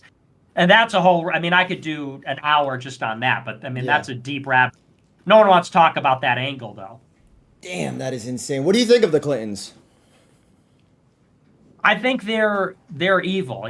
They are really in thick with the world government, whatever you want to call it. So I thought it was great that Hillary Clinton was defeated because, they just represent the epitome of corruption in the United States. They're warmongers. The thing is, though, about the Clintons is they're just the face of it. And I think that's what people are starting to realize is Clintons, Obamas, these people don't really run things. And Putin said this in an interview a few years ago. He said, this is how America works. Guy runs for office, says, I'm going to change this, I'm going to change that, gets elected, goes to the White House, and then the NSA shows up. Then the lobby shows up. Then all the special interests show up in the suits, and they say, hey, pal, you got all these great ideas? That's really nice. Here's how things really work. Here's what we're really going to do. We're never leaving Iraq. We're never going to stop doing these things. The drugs will flow. The immigrants will flow. This is what's going to happen. So, talking about Clintons and presidents, this is like a facade that people are getting tricked into thinking is real. Okay. So my chat wants to know, what is your stand on the history around the 9/11 attacks? Well, everyone knows that 9/11's a conspiracy, more or less. Some people still believe the official narrative. But I believe that 9/11 was basically used to get America into war. Because whenever you see a huge attack like that, you always have to look at who benefits. There's always two questions you have to ask. When something like October 7th or Nord Stream or 9/11 or you go back to Pearl Harbor, the Kennedy assassination. Whenever it's something big and sensational like that, there's two questions. Who's capable of carrying it out? Who benefits? In the case of 9/11, well, to explore what the motivation might be, what happened after 9/11? The United States, we were at the pinnacle of our power and prestige. No other country had been as powerful in absolute or relative terms in the history of the world. We just won. Finally, America was at peace. Everything was great. Now we're fighting in the desert for 20 years against 10 countries. We're in Iraq, we're in Afghanistan, we're in Syria, we're in Libya, we're in Somalia. We're everywhere because of 9/11. Who did that benefit? Israel. And here's the biggest red pill. This is all you need to know about 9/11. Everybody can Google the Clean Break Report. Clean Break Report, 1996. 3 or 4 authors get together. Douglas Faith, David Wormser, Richard Pearl. These guys all get together working for the Israeli government in 1996. This is a report commissioned by the Israeli government, and this is what they say. They say, hey, Mr. Prime Minister of Israel, these are the 3 things you need to do to secure the northern border of Israel. We need to destroy Iraq, we need to destabilize Syria, and then we need to destroy Iran. Now, I'm oversimplifying, but that's what the Clean Break report said. This was commissioned by the Israeli government for the Israeli government. These 3 guys said, this is what we got to do. Iraq, Syria, Iran. We got to take them all out. In the year 2000, George W. Bush gets elected. All 3 of those guys go to work for George Bush. 9/11 happens. What happens next? We invade Iraq, topple Saddam Hussein, take control of the country. We destabilize Syria by funding the moderate Syrian rebels, and we and Israel create ISIS. We almost depose him. We invent these fake chemical attacks. What are we doing right now? What are we doing right now in Gaza? I don't know how much you're keeping up, but the audience knows or can look it up. We are now about to go to war with Iran. Israel is now fighting Hamas, Hezbollah, the Houthis, the Popular Mobilization Force, all proxies of Iran. And they're drawing us into a war with Iran that will eventually lead to us toppling the regime. So that must be the biggest coincidence in the world. All these Zionist Jews get together and they say, hey, Israeli government, like these are our 3 ops. These are the 3 governments we're going to take out.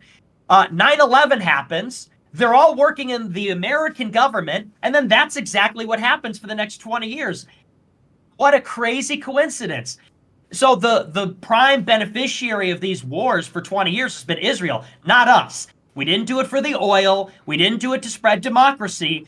The only benefit of that was that Israel is more secure.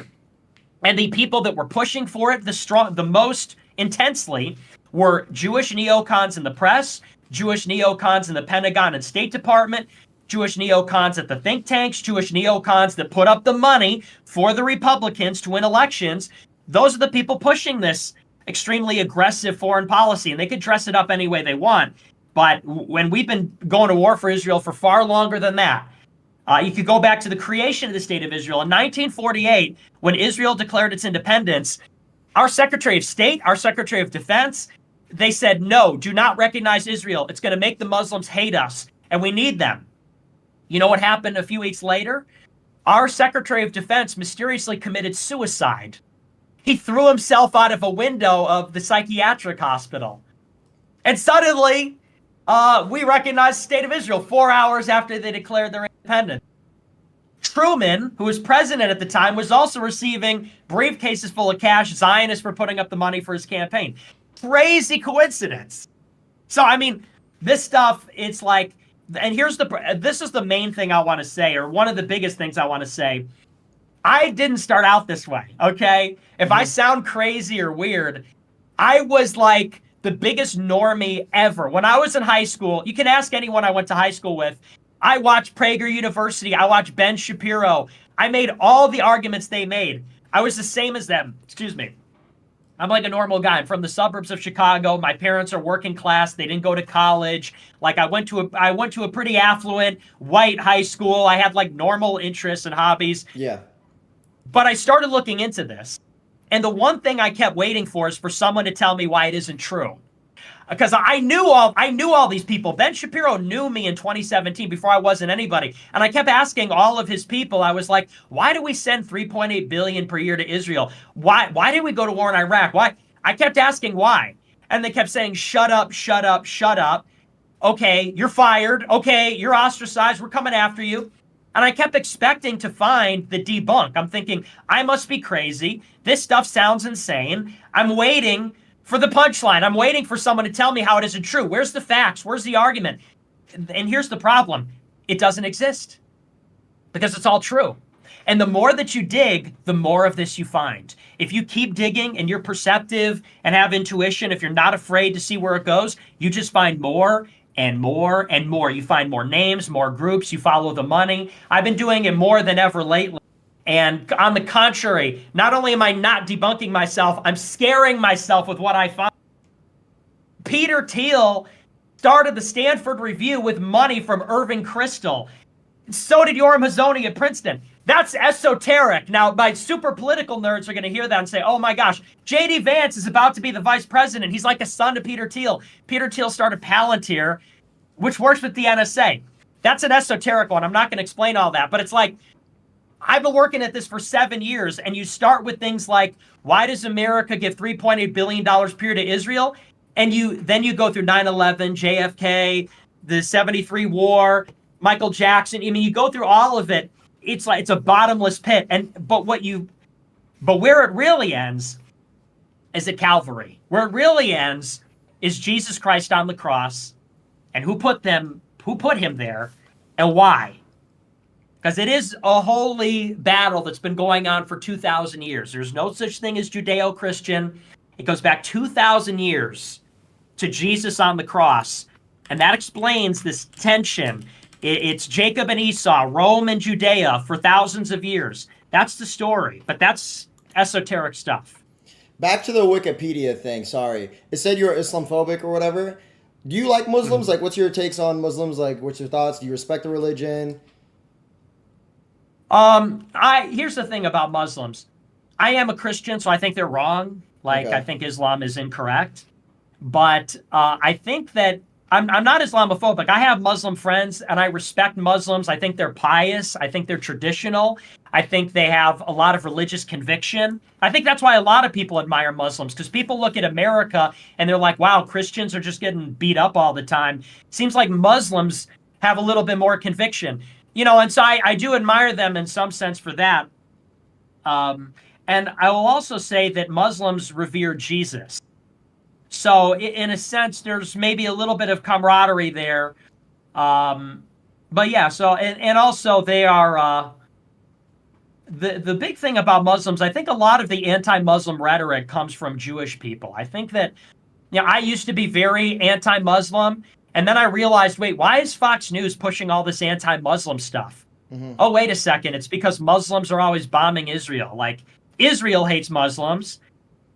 Netanyahu shares a condo with Rupert Murdoch. Rupert Murdoch runs Fox News. Oh, that's why Fox News wants us to hate Muslims. So, you know, I don't hate them. I don't think they're taking over our country. I think they should be Christian. I think they should be loyal to America, but I don't, like, hate them.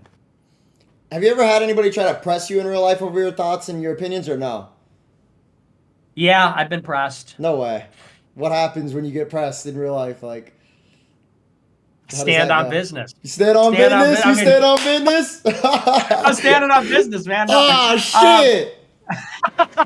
Well, thankfully, I've never been, like, beaten up or anything like that. Good. But, I mean, I've been confronted. It's gotten dicey. I'm not a big guy. Like, I'm not a tough guy or anything by strapped any up? stretch. You strapped up?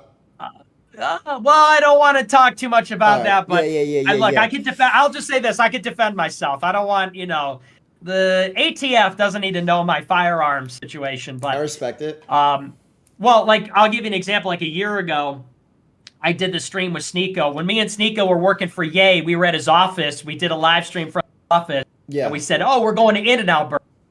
So stupidly, we said that on the stream. We go to In-N-Out Burger, and there was like a huge confrontation. Like, people were eyeballing us. The second we walked in there, the place was on edge. It was about to explode. I'm sitting there, we're eating our cheeseburgers, and this girl launches a chocolate milkshake at us from the counter. It blows up on the ceiling all over me. So Sneeko is like, bro, chill. And me, you know, I'm like 5'9". I'm not a big guy at all, but I'm like Italian, so I'm impulsive. Yeah. So I pick up the Sprite, and I'm like, who threw that? I launch it back. But, you know, here's the thing about throwing a cup of liquid. You can't throw it overhand, because it just, like, splatters, because, you know, you got to lob it for anyone. So I just blasted all over this guy. And there's this huge guy standing in front of me. I just blasted all over him on accident. He turns around. He's like, hey, what the fuck? I was about to defend you. I'm like, chill. I didn't mean it. It was an accident, you know? That's funny. Me and Sneeko's like, yo, we got to get out of here. So we just, you know, we got out of there. But, So that was probably the closest I ever got to like literally getting murdered by like an angry mob. But thankfully, armor of God, I was protected. Sweet. What's your thoughts on the COVID-19 stuff and the vaccines? I haven't taken. Are you vaccinated? I'm not vaccinated, but are you? No. Okay. No. Do not take under no circumstances should people take the vaccine. Totally deadly. They just did this huge study. It says that vaccinated are more than 2 times likely to have myocarditis, which is heart disease, than unvaccinated, which basically vindicated what all the anti-vaxxers were saying. So I'm totally anti-vax. The COVID stuff was a hoax. They should have just let everybody get it and not lock down the economy. The real red pill is you just look at the stock market. 2020, when they did the lockdown, every company went like this, except for the top 5. Except for the S&P 5, except for the FANG companies. Amazon, Apple, Netflix, Google, Meta. They all did better than ever before. So, I mean, the real way to look at COVID lockdown is as a giant wealth transfer. It murdered all these small businesses. All the business was taken up by Amazon, Walmart. So it's just like another step in globalizing the economy. It's like very terrifying trend. So I'm totally against it. You seem like you talk about like damn near everything. Is there any topics that you like actually just would never talk about that you're scared to talk about? No, I mean, at this point, I got nothing to lose, So I'm like, be kind of like dumb. It's like Holocaust denial, sure. Like 9/11, yeah. But this, I don't know if I'm going to touch that. No, I'm pretty, to my detriment. I kind of just wear my heart on my sleeve. Is there any mainstream like social media that you're not banned on? Or are you banned on literally every single? Holy Rumble, shit. that's the only thing I'm not banned on. Rumble, you stream on there? Yes. Interesting. But I'm banned on Kick? YouTube, Twitter. You ever try Kick.com? Maybe, I don't know. I mean, I feel like I just get banned right away because Zerka got banned, and I'm more political than he is. I mean, he's but when Zerka political. gets banned, it's about like a 16-year-old and like pedo shit. He doesn't actually talk about like actual shit, I feel like. You know what I mean? I feel like he just tries to be red pill. He got banned for like doing a Roman salute on a stream or something. So I don't, the problem is if I get banned on Kick, then they're going to call everybody and say, oh, you can't have Nick on your channel. So I'm like, I'll just avoid it. But I'd be open to streaming on Kick, but the problem is you just never know what the rules are. The problem is like, I would abide by any terms of service, but you get on any platform and they're like, oh, well, you're banned. Like, we don't like you. We don't like your politics. You're banned. So. Okay. Do you watch any streamers? Not particularly. I'm really just, I don't watch too much streaming. I'm just like read and. Not even like the big ones like Kai, Aiden Ross, Speed, none of them? No, I like Aiden Ross. I've talked to Aiden Ross before. He seems like a sweet kid. I mean, I don't think he likes my politics, and I don't agree with all his lifestyle decisions, and that's his prerogative. But he seems like a sweet kid. Actually, he is a nice guy. So I like him. The other stuff, I'm not gonna lie. Like I don't want to make an enemy out of Kai Cenat and these other guys. Say whatever you want. Here's what I'm gonna say. All okay, right. Respectfully, because I don't know them and I don't want to offend them and I don't want to, create problems for you. But I look at like kids today, and especially white kids. There is a real epidemic of like white kids really drinking the Kool-Aid on black culture. And, and I'm a little bit of a hypocrite because I love Ye, I love rap music, I'm really into the old stuff and all that.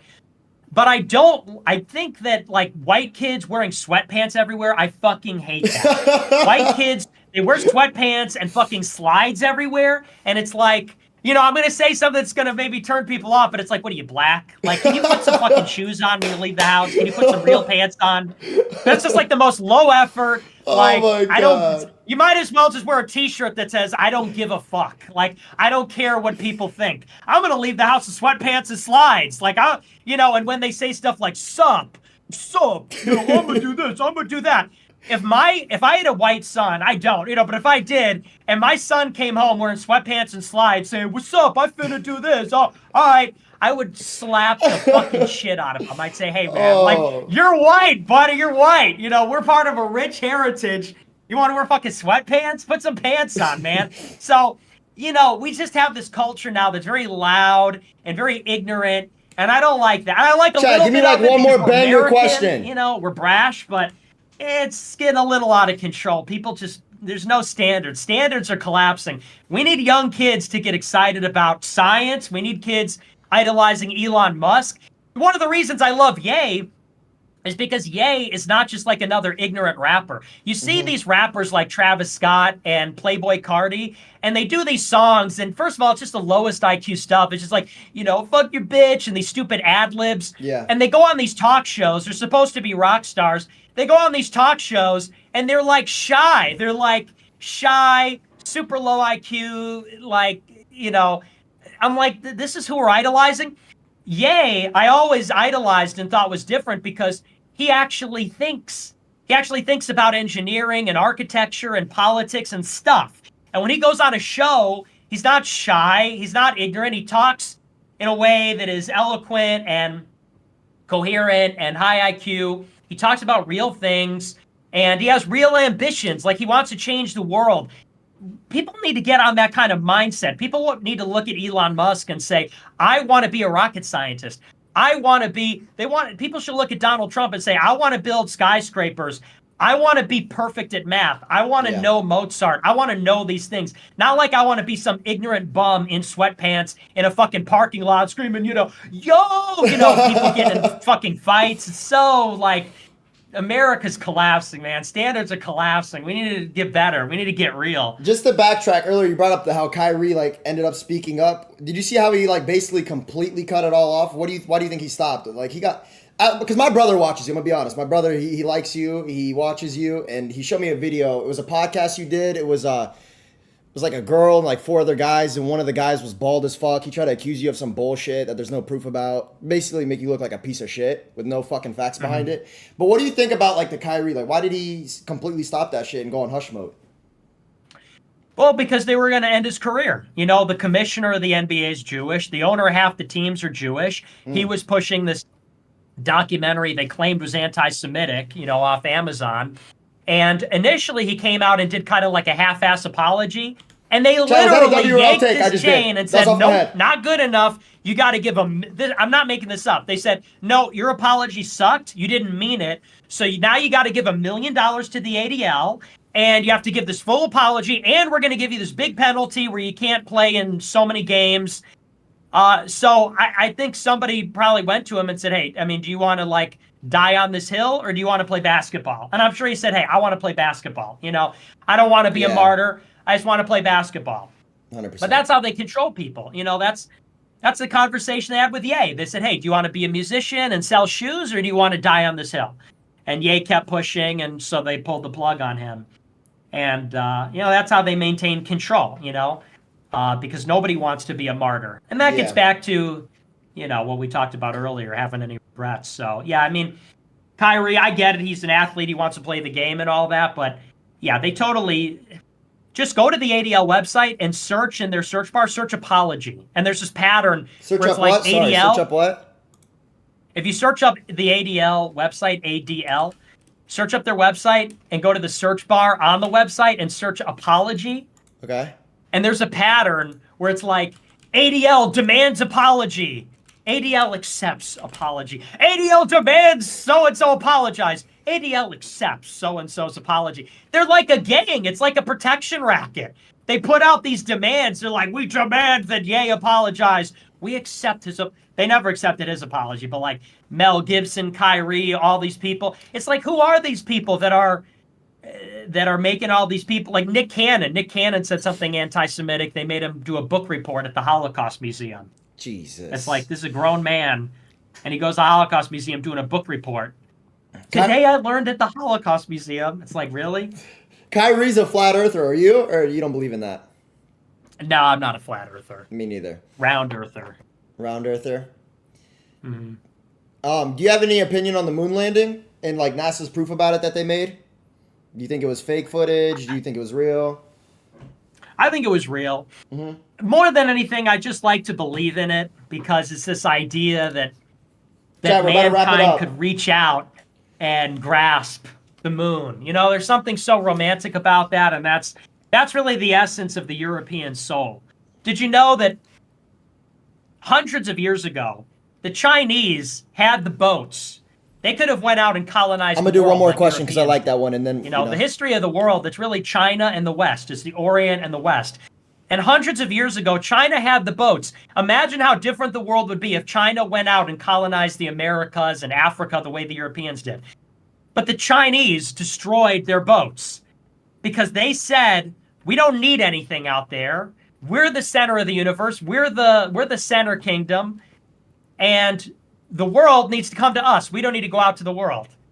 But the Europeans built the boats and they built the compasses and they reached out and they went to the Americas and they reached out in the domain of science and the domain of art and in the domain of human achievement.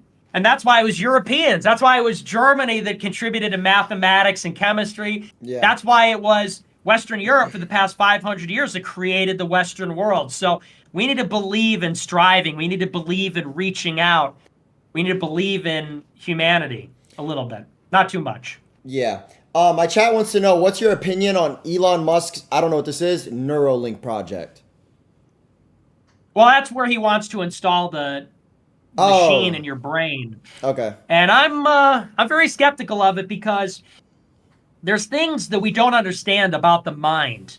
And it's sort of a complex philosophical problem. Everybody thinks that you have a brain, and your brain has chemical and electrical processes, and that generates what you would call consciousness. Like, that's what everybody thinks. We have a brain, it's a wet organ, and there's electricity and chemicals, and those chemicals and electricity makes you yourself. It makes you think. That is what generates the mind. But I think that's wrong. I think there's a distinction between the brain and the mind. I don't think we'll ever understand the brain and the mind. And I think that all these attempts to like work out general intelligence and put machines in the brain, I think it's based on a fundamental misunderstanding of what the conscious experience even is. I think that, but that's kind of a complex philosophical matter. Maybe people have heard about it before. It's the brain and, which proceeds from which. But so I don't believe in any of that stuff. One of my last questions for you, man, is why do you think the LGBTQT movement is getting pushed so much in Hollywood, especially towards kids? And like, who do you think is funding all of this? What's your whole take on that? Well, a lot of it I'm is so brain dead. Jewish people. Okay, that's just true. It is also a lot of white liberals. Mm-hmm. But the problem is that they are atheists. I actually, contrary to what a lot of people like, if you say you're anti-gay, everybody thinks that you're like some super Protestant. No, I'm anti-gay. I'm anti-gay. I don't like gays. Well, me too. But what there's like a stereotype that if you're against gays and homosexuality, that you're like some fire and brimstone Protestant. It's like a very specific image people conjure in their mind. I think that homosexuality is just like a very horrible vice that probably human beings tend towards. Mm-hmm. Because it has existed in pre-modern societies. It's existed in Japan, in the Middle East, in Turkey, in Europe. And so I think it's just an extremely sinful tendency. And I think that without Christianity, if you don't have moral law, people just do whatever they're inclined to do. And people are inclined to do all kinds of heinous things. They're inclined to abuse themselves with drugs or alcohol or suicide or all kinds of pathological behaviors. People are inclined to abuse others with murder, rape, brutality, cruelty.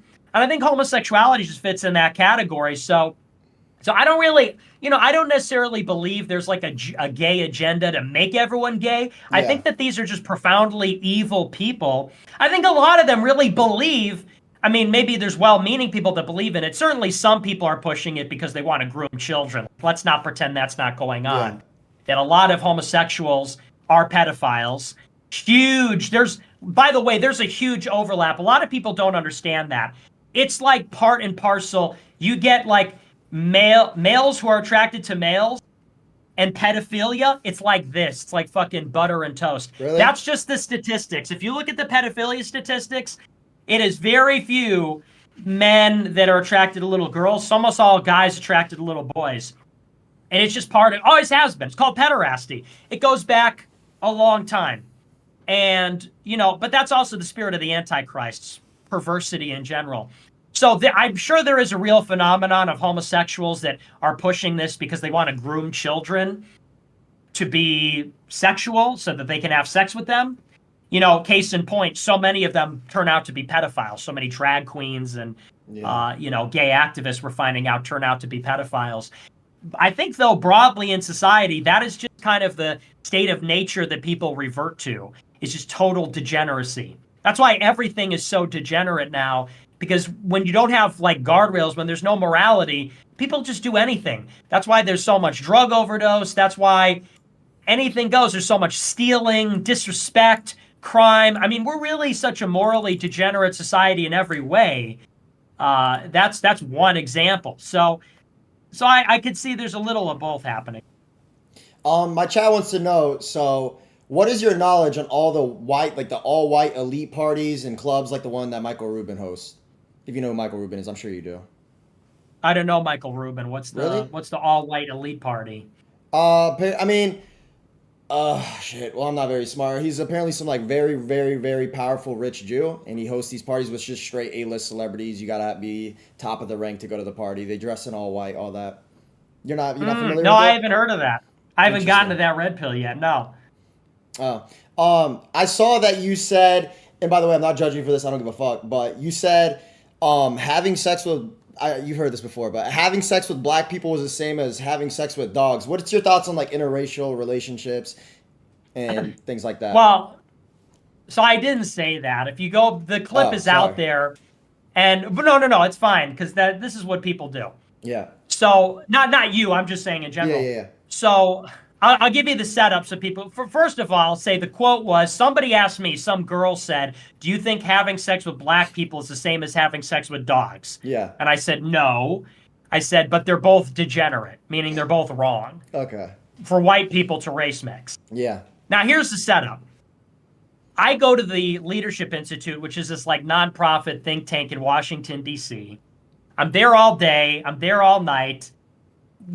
It's the last night of this like 2-week job training. It's me and like a group of half dozen people. It's like 3 a.m. We're having a conversation.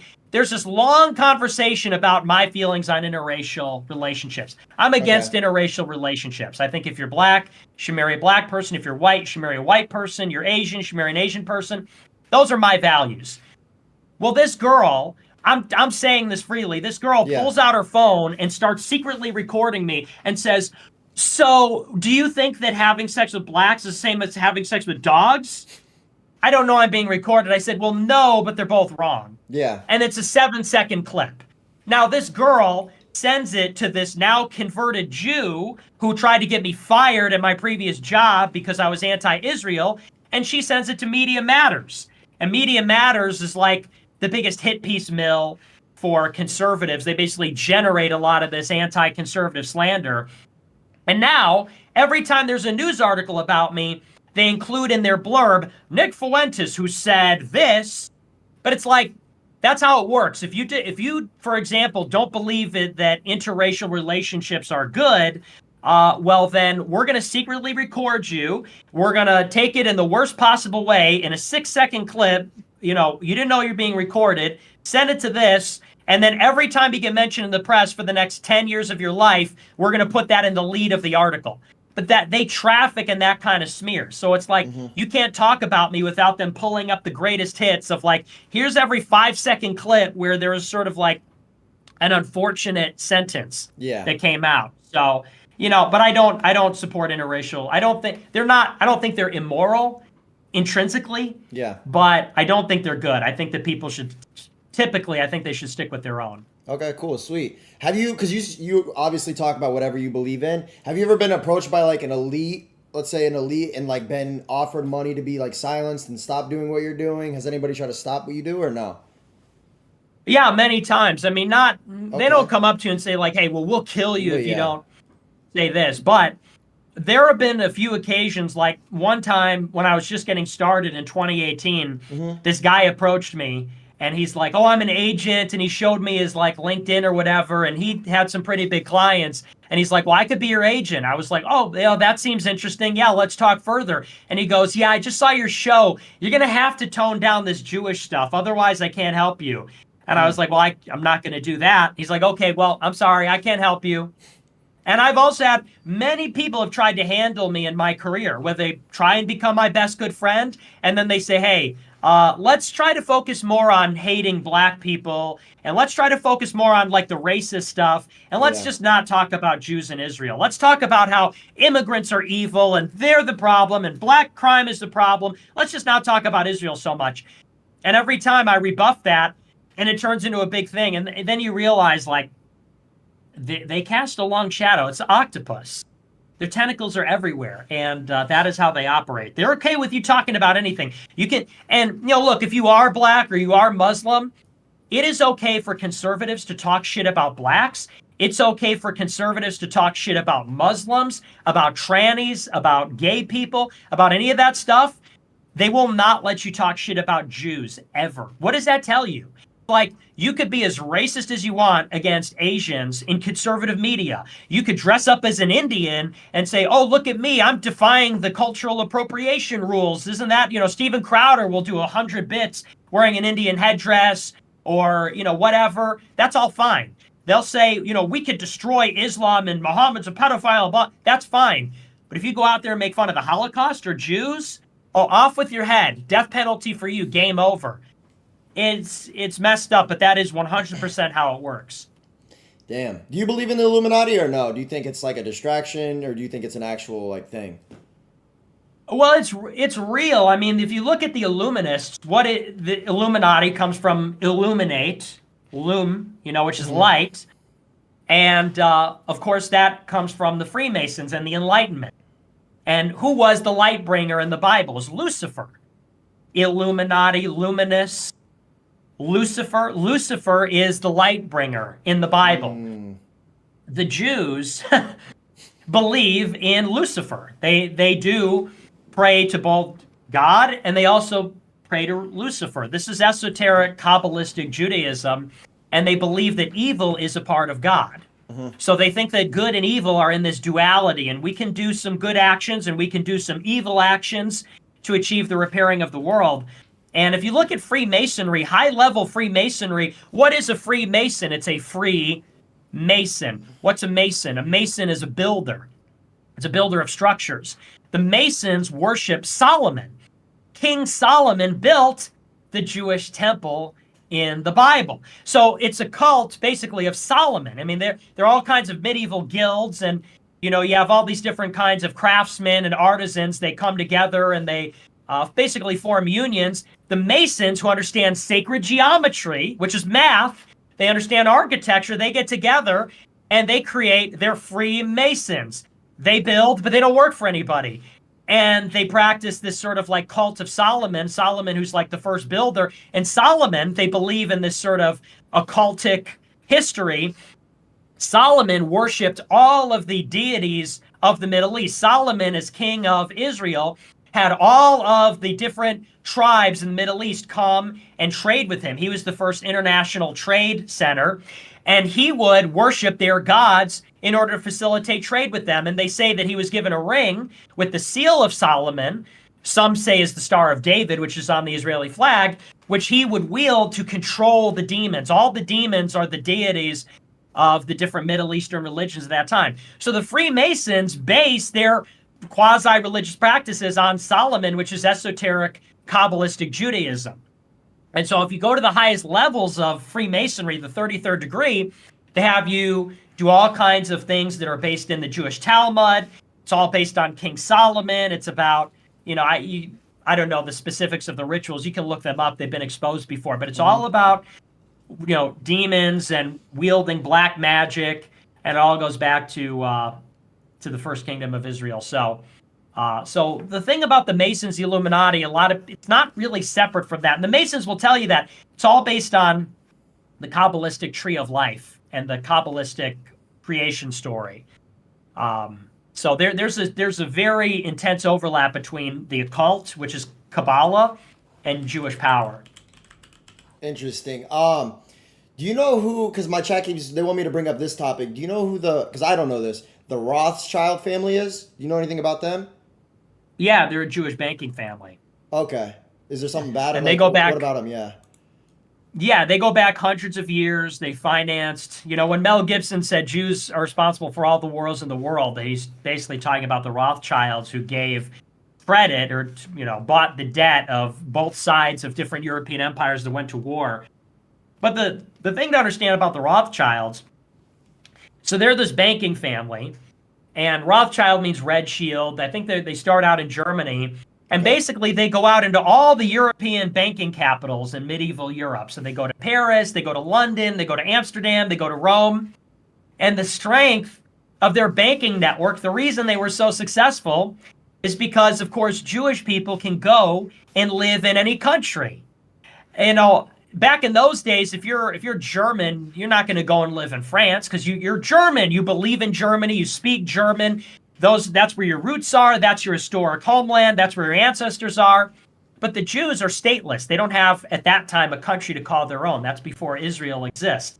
They're a diaspora people. They're scattered all over the world. So the Jews are everywhere. They're in France, they're in Germany, they're in London, but they never assimilate.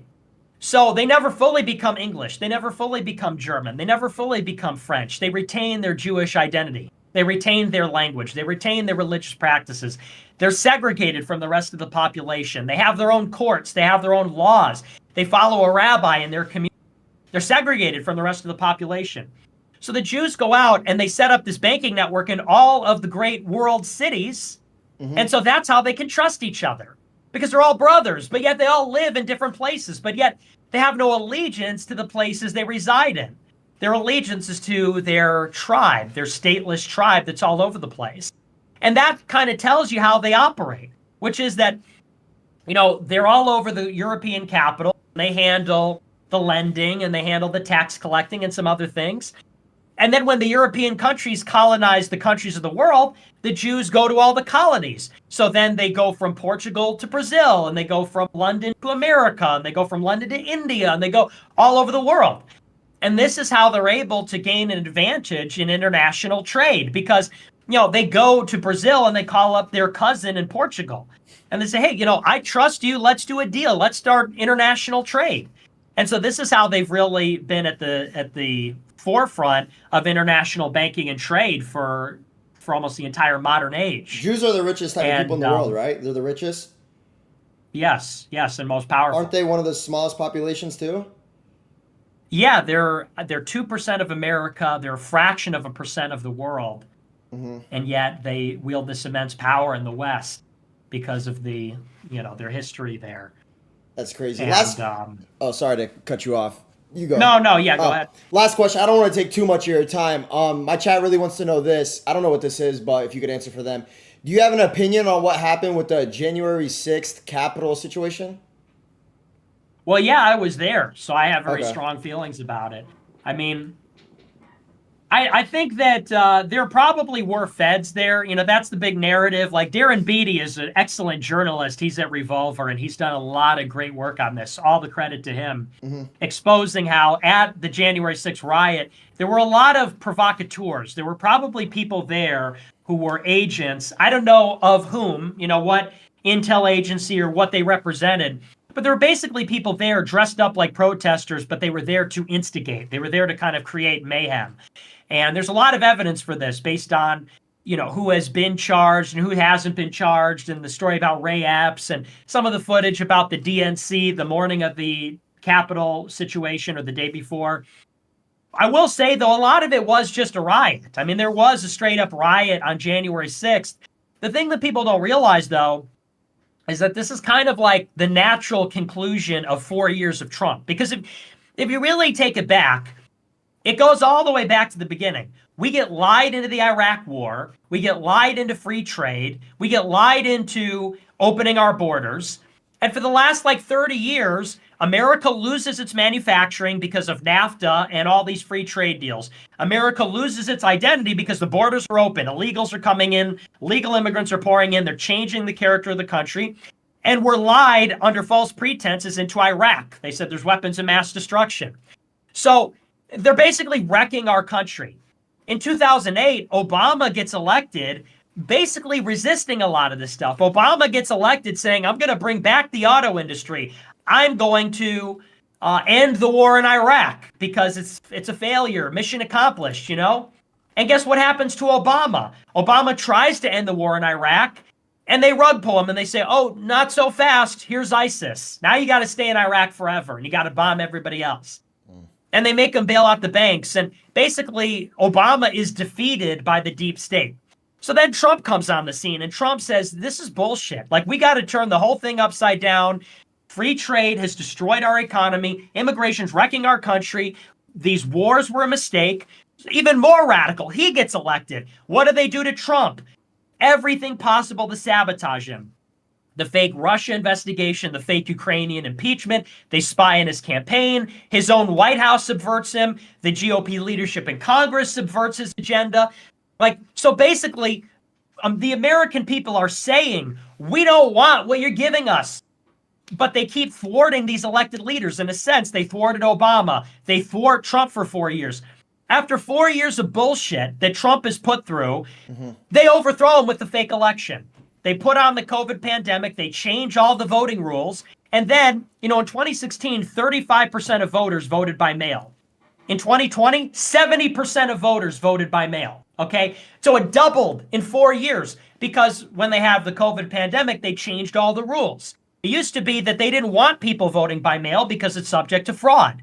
In 2020, they sent a ballot to everybody. They solicited ballots. They sent every registered voter a ballot. And they said, hey, we're putting your ballot in the mail. Drop it off whenever you want. Drop it off a month before the election in an unsupervised drop box in the middle of nowhere. What could go wrong there?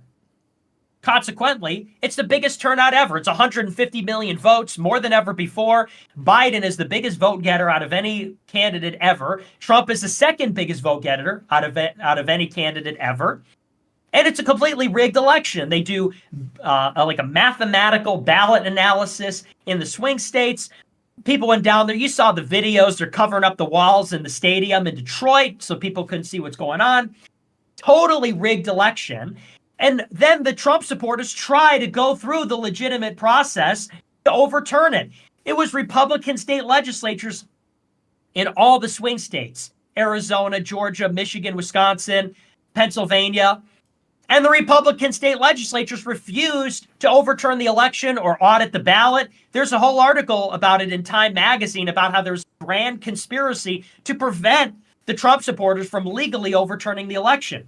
Finally, on January 6th, this is like the last date in the Constitution, procedural deadline before Biden gets sworn in, and Mike Pence betrays Trump, reads out all the votes, and finally, I think a lot of Trump supporters are like, you know what? Fuck this. Like, what else are we supposed to do? We tried everything. Obama said, win an election. Okay, we won an election. They tried to rig it against Trump in the primary.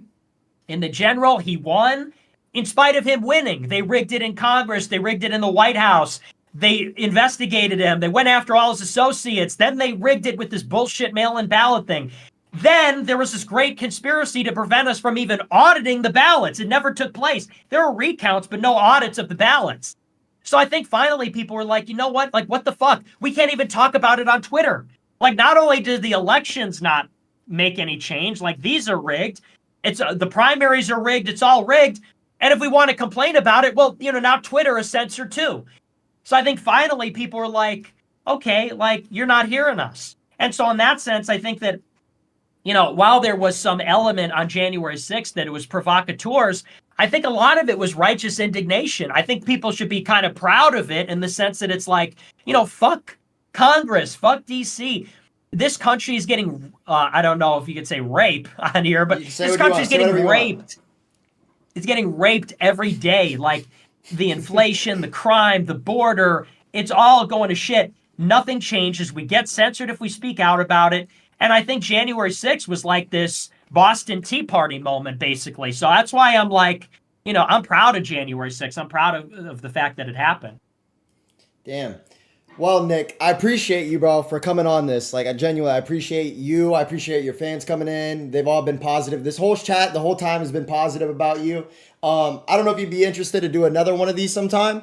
I definitely got to do research because my brain level is way down here, and I trust me, I'm gonna get better at it. But I appreciate you, man. I really do. If you're down to do this again, you just, I don't know how to contact you because you're banned off everything, but my manager has your contact info somehow. So I'm sure we could do something again if you'd want. Yeah, absolutely. Well, thank you so much. It was great talking to you. You seem like a guy. Chat was great. Hell yeah. Your manager's great. So I really appreciate it. It was a lot of fun. And hey, don't take anything I'm saying for face value. I encourage I'm not here to preach or whatever. I'm just here for people to ask questions and they can do their own research. I don't want it to come across like I'm like bullying you or whatever. No. I'm just telling you my side of the story. Hell yeah, bro. I fucked with this. Like, I actually want to learn a lot more. Hopefully, would you be down to do a stream again sometime soon? Absolutely, yeah. Fuck Totally. yeah, dude. All right, man. Well, hey, thank you again. Thank you to all your supporters, and you have a good one, man. Thanks a lot, man. You too. Oh my God, I just talked to Nick Fuentes. Oh my God, I actually just talked to Nick Fuentes, bro. Oh my God, I went my nerves, chat. My nerves, bro. Holy shit, chat. Wait, why y'all saying I said the N-word? Oh, no N-word? All right, fine. Nah, bro, I don't want to look like an asshole and like have him feel like I'm trying to like make him look bad, bro. I'm not going to disrespect him. He just came on my stream. I can't do it. He actually, I'm not, that would have been disrespectful as fuck. I ain't gonna lie. Maybe the more I get to know him, we could do that. But the first time me meeting him, if I just say, yo, bro, rip the N-word, it's going to look like I'm just trying to like get him to look bad. I don't want him to think that. I wanted to, respect him, bro. I got to respect him. Oh, we did it though, chat. Y'all, they didn't believe, chat. They didn't believe, bro. We did it, bro. Holy shit, we did it, boys. We did it. Did you guys fuck with it? WL mid. Bro, 44,000 fucking views, bro. I appreciate y'all. I appreciate all the communities that tapped into this shit. I apologize that, I'm a little bit of a fucking stupid guy and I can't make it more interesting than it was. I'm gonna work on it. I wish everyone could tell me exactly what they need from me the first second they speak to me. I'm not with all the secrecy. All I was really doing, behind closed doors. all I was really doing was asking questions, but that's the whole point of it, bro. You guys gotta understand, I don't know shit, bro. I'm not saying I'm a sheep, but I really don't bro. He is on another level. He knows all his facts. He knows all these little things. I don't know that, and I'm still young and I'm learning. So, I think we touched a lot of really good topics. I think it was good. What do y'all rate that, bro? That was I don't care if people hate. That was probably the best guest that was the best guest I've ever had on stream. I'm being real. That was the best guest I've ever had on stream. And I didn't want it to be like a troll type of segment. I wanted people to actually learn. The reason we did this, by the way, for all the little dick suckers that want to say, oh, you did it racist. No, I did it to teach people. If you get offended by it, it's as easy as clicking the red X in the top right and clicking off. Some people want to just learn. Some people want to see different viewpoints. Some people want to see all kinds of different shit. So all these little pussies that are crying about it, it's as simple as click the exit mark and you don't have to see it. The people that want to learn shit and see viewpoints, they can watch. Peaked at 45K, bro. Insane. Insane, bro. What a desktop, bro. What a desktop stream, bro. God damn. Nah, I'm not gonna lie. Would you guys actually be interested in having him come again? Obviously in like a month or so. Maybe not this month, but like next great segment in my opinion if you do a part 2. Yeah, part 2 will be Part 2 will be a lot better because I'm gonna be honest, chat. I was super unprepared. That's why I wanted Sneako to come carry, and I was like, people told me to bail when Sneako. I don't know if he bailed. I don't know what you want to call it, but when Sneako didn't do it, people told me like, bro, you're gonna look dumb. But I was like, fuck it, I'm gonna just do it anyways, and see what happens. Holy shit, man. Holy shit. So I just still did it, bro. I still did it. I didn't want to bail on him. He's been patient with me. I already delayed on Nick like 2 days, and I didn't want to, blow that bridge. But hold on, let me see something really quick. Oh fuck, I just saw Sneako's text and I didn't. Hold on. Is this why I asked Sneako to do part 2 with me, chat? Will you do part 2 with me? Come on, maybe I call Sneako and put him on the spot. Yo, Sneako, part 2? Part 2, Sneako? Part 2, Sneako? Nah, you know what threw me off guard? And don't say rare WJU, just put straight WJU. That boy Aiden really said, like, yo, he stood his ground on Kickstaff. He said, fuck Kickstaff. Let this stream happen and let whatever being said be said. Just put WJU, not the rare part. Just put WJU if you're new to this. Yeah, chat, if y'all are new to the stream, if you have a Kick account, and I'm sure a lot of you probably don't have Kick accounts, you're on Rumble, you're on Cozy or whatever, hit that follow button, bro. I ain't gonna lie, WJU, man. Damn, but like, so do you guys agree or disagree with Nick's point of views with the majority of the stuff? I want to know. Because, bro, it's looking like to me that, like, the general chat, the general population genuinely fucks with him, bro. It's just the mainstream fucking media, the motherfuckers with power that just piss on him and make him look like a scumbag. Because from that combo, bro, all my life he was nice to me, chat. He could have literally just made me look so fucking stupid because, like, obviously he knows. He could read the room, bro. I don't know shit. But he's still, like, you know, he kept it good and he kept it good, bro. He carried. I ain't gonna lie. He fucking carried. He fucking carried me, bro. But, and somebody in my chat said he is totally wrong. All right? All right? Holy shit, bro. Chat, I'm not even kidding. I slept for like 3 hours last night. I was so fucking nervous for that stream. And not even because of the getting canceled part, just because of like, bro, that aura, I ain't gonna lie. He's so fucking... I've never met somebody that knows how to talk like him. He could fucking talk, man. He could talk. Call Sneeko. I mean, isn't he on Neon stream right now? Is Neon still alive? I think he's on Neon stream. Yeah, he's on Neon stream. LOL. Oh, shit, chat.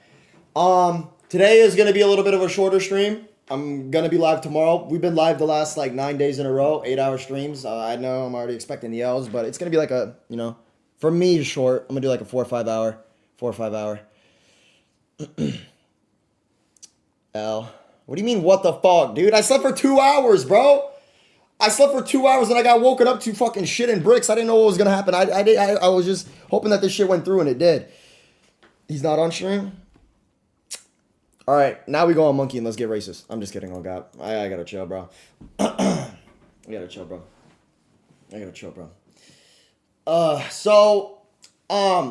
Is he a gamer? Maybe I can get on some Call of Duty with him tomorrow. We could just be on some chill shit. It doesn't always have to be like, you know, a political stream. I'll play some COD with him. I'll play some Fortnite with him. I'll gamble with him. I'll give him a couple bands to gamble with, you know. We could have a good time. Oh, I should have asked him his thoughts about gambling. He's probably not a gambler, I ain't gonna lie. Alright, you guys are all saying call Sneeko. Alright, let me call Sneeko. I'll FaceTime him. I'm gonna ask him how I did, too. Oh my god, I could finally hit my vape, bro. He's the only person I've ever not hit my vape for an hour. Yo, Sneeko, I'm live. Did you watch it or no? Yeah, I saw a little bit, man. Did I do decent? Yeah, I think so. You ask your questions, but like I said, I'm not. I don't think I'm a hypocrite. It's just once you go down that rabbit hole, you can't crawl out. Once you start noticing patterns, you're never gonna unnotice them. So. Wait, I'm fucked? Are you saying I'm fucked? Well, you're not fucked, but it's a hard. Trust me, man. I lost everything talking about this stuff. I lost everything. I lost my YouTube channel I spent 10 years on. Yeah. It's one of the hardest and most difficult things to speak about. And especially the person that you spoke to. Yeah. You know, I got respect for both you guys. But, you know, it's hard. It's hard. I feel it. Hey, if you want to do a part 2, let me know with that. Or just me and you. It could just be me and you. We could do something, you know? I'm down. How long are you going to be streaming? I might spark up. Probably just like a couple more hours. How did you feel about the end of the call? I saw the beginning. You said what? How did it go? I only saw the beginning. I think it went well. I mean, he carried the whole fucking convo, but I think it went well. I asked the majority of questions chat wanted to ask. Okay. Do you think he likes you? I think, Chad, do you think he liked me? I think he thought I was a nice kid because I didn't like disrespect him. I let him say everything he wanted. That's good. You could be a good vice president. All right, Sneeko. All right. I think he liked me, Chad. I didn't cut him off. I didn't say, yo, bro, don't say that. I literally let him say everything he wants to say. Everything he wanted to say. He really liked you. He texted me. GT. Hold on. Let's turn this off.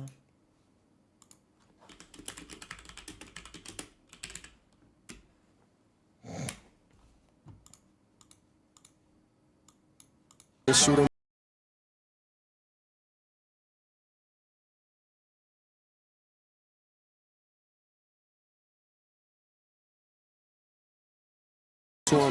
That wasn't so bad, was it? Why did people make that so scary? Like, I'm good. I'm just kidding. Call Aiden? Alright. You know what? Alright, I will. I'm gonna just ask him if he watched the stream. And I didn't get banned off Kick. W Kick. Freedom of speech. I ain't gonna lie. W Kick. I didn't get fucking banned. I ain't gonna lie. W Kick for that. I think Aiden's doing something. I ain't gonna lie. Wait, is he live? Is Aiden live? Or no? Probably not because I have this many views. Yeah, no, he's not. He's probably doing something. I'm gonna lie. W Kick though. I didn't get banned. Let me just make sure really. Oh, he's calling me. Aiden's calling me back. Aiden's calling me back. Yo, did you watch the stream or nah? Honestly, no, I'm at dinner right now, or leaving right now. He said he likes you, by the way. What? He said he likes you. I don't got a problem with him either. All right, bet. All right, well, just hit me when you're free, bro. How was it? It was good. I think it was good. I let him say everything he wanted. I think it was good. All right. I made sure everything was good on the... Thank you, bro. Thank you. On God, thank you. I said, this is my boy's biggest stream. Let him eat, let him fucking do his thing and don't cut his shit off. I made Oh, God, thank you. Because, and honestly, I don't even know what the fuck said. It was probably not even that bad, but I just told him ahead of time, like, yo, let Cheezer eat this stream, Thank you, bro. Oh, they're saying rare W Jew again. Dude! I was just seeing tonight if you want to come to the house and play FIFA. We're me, Convi, Schneider play FIFA. Down. I'm down. When you hopping off? In a couple hours. Hour and a half. All right, bro. All right, bro. All right. Rare W Jew, man. Rare W Jew. Nah, he's probably not streaming tonight. Tell him to go live. You guys act like I'm his daddy. I can't. Like, bro, he's gonna be live tomorrow. He will never take... Wait, did he go live yesterday? Nah, he will never take more than 2 days off. He's gonna be live tomorrow. Moon Boot, appreciate the raid, bro. Holy shit, dude. We gained almost 2,000 followers in this 2-hour stream. I didn't... Alright, if you are a Nick Fuentes fan in here, and you're new in my stream, type a 1. I want to actually see the hold this guy has, man. I think it's insane. Holy shit. Bro, somebody blackballed has this much pull. I think that says something, just saying. That is fucking Dude! He has more pull than me! And I'm allowed on every fucking website, every social media. This guy can't use fucking Instagram even. And he has more pull than me. How? Oh, nah, yeah, he's on another level. That is actually insane. Holy shit. Yeah, that's the definition of aura. I ain't gonna lie. Yeah, fuck Cardi. He's Cardi. Nick Fuentes is officially the new Playboy Cardi. Fuck Cardi. He's the new fucking vamp. He's the new aura. I don't care. I ain't gonna lie. He was a better guest than Cardi. Facts. He was a better guest than Playboy Cardi. Make it make sense. Maybe not for the little kids in here. The little kids like seeing Cardi going, yeah, with his mask on, but the older people, bro, they know that was an amazing fucking guest. That was an amazing guest. GT, clip the Discord or pin the Discord link. I'm happy I did that, bro. I honestly don't regret doing that. I'm genuinely happy I did that. I feel good. Even my dad texted me and he said, what did he say? He said, you did it good, smart and professional. Even if you don't know much about politics, that's a smart guy. He's talking about Nick. Well, my dad likes Nick now too. Sweet. I mean, that's not a problem.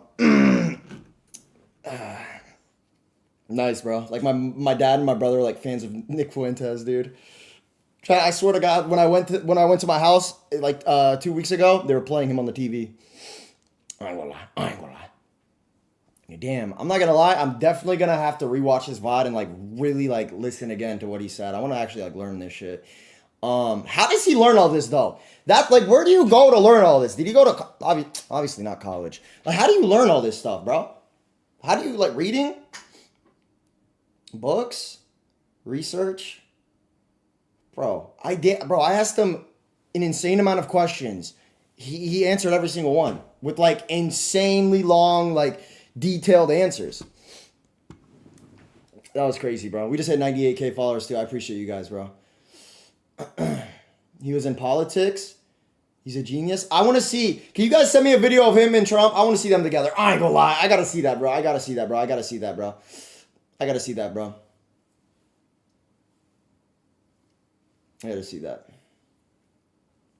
No vids? Oh, there's no vid. Bro, he's so blackballed, it's insane. Like, holy shit. I mean, bro, and people are saying I'm about to get blackballed. I mean, all I need is kick in my life. I ain't gonna lie. That's literally all I need. I don't really use Instagram. I don't use TikTok. I don't get views on TikTok. I really don't give a fuck. So, and also a lot of other people have interviewed him and they didn't get blackballed. I feel like motherfuckers are just pussy. I ain't gonna lie. No way this is the story he told us about where he threw the milkshake. Oh no, I gotta replay that. There's no way he did that. Oh, whoa! Oh no! I did. Yo! What a jackass. Bro, he fucking macked that cup. Yo, he did stand on business though. He didn't lie. He didn't walk away. He just buckled up his suit. He stood on business, as he said. Oh my god, he's hilarious, bro. Chat, are y'all excited for this fucking Jake Paul, Mike Tyson fight? I ain't gonna lie, I low-key am. I know you guys are gonna say no, but I low-key am. I wanna see Mike Tyson fight. I don't care. You know, he stood on business. He stood on business. He stood on business. Holy shit, chat. Like, this is all I had written. I had so many things. I didn't get to ask a lot of it. But this is everything I had written right here. That's why I was like looking at my right monitor, bro. Oh my god, I forgot a couple main questions. I'm an idiot. Oh my god, like this one. Oh god, I forgot to do this one. I mean, we'll do it again. If you guys want a part 2, let me know. If you guys want a part 2, let me know, bro. Shit. I'll do another part 2. I'll do another part 2.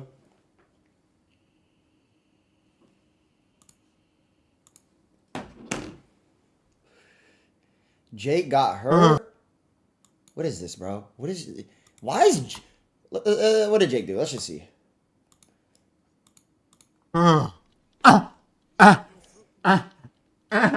Is he fucking busted a nut?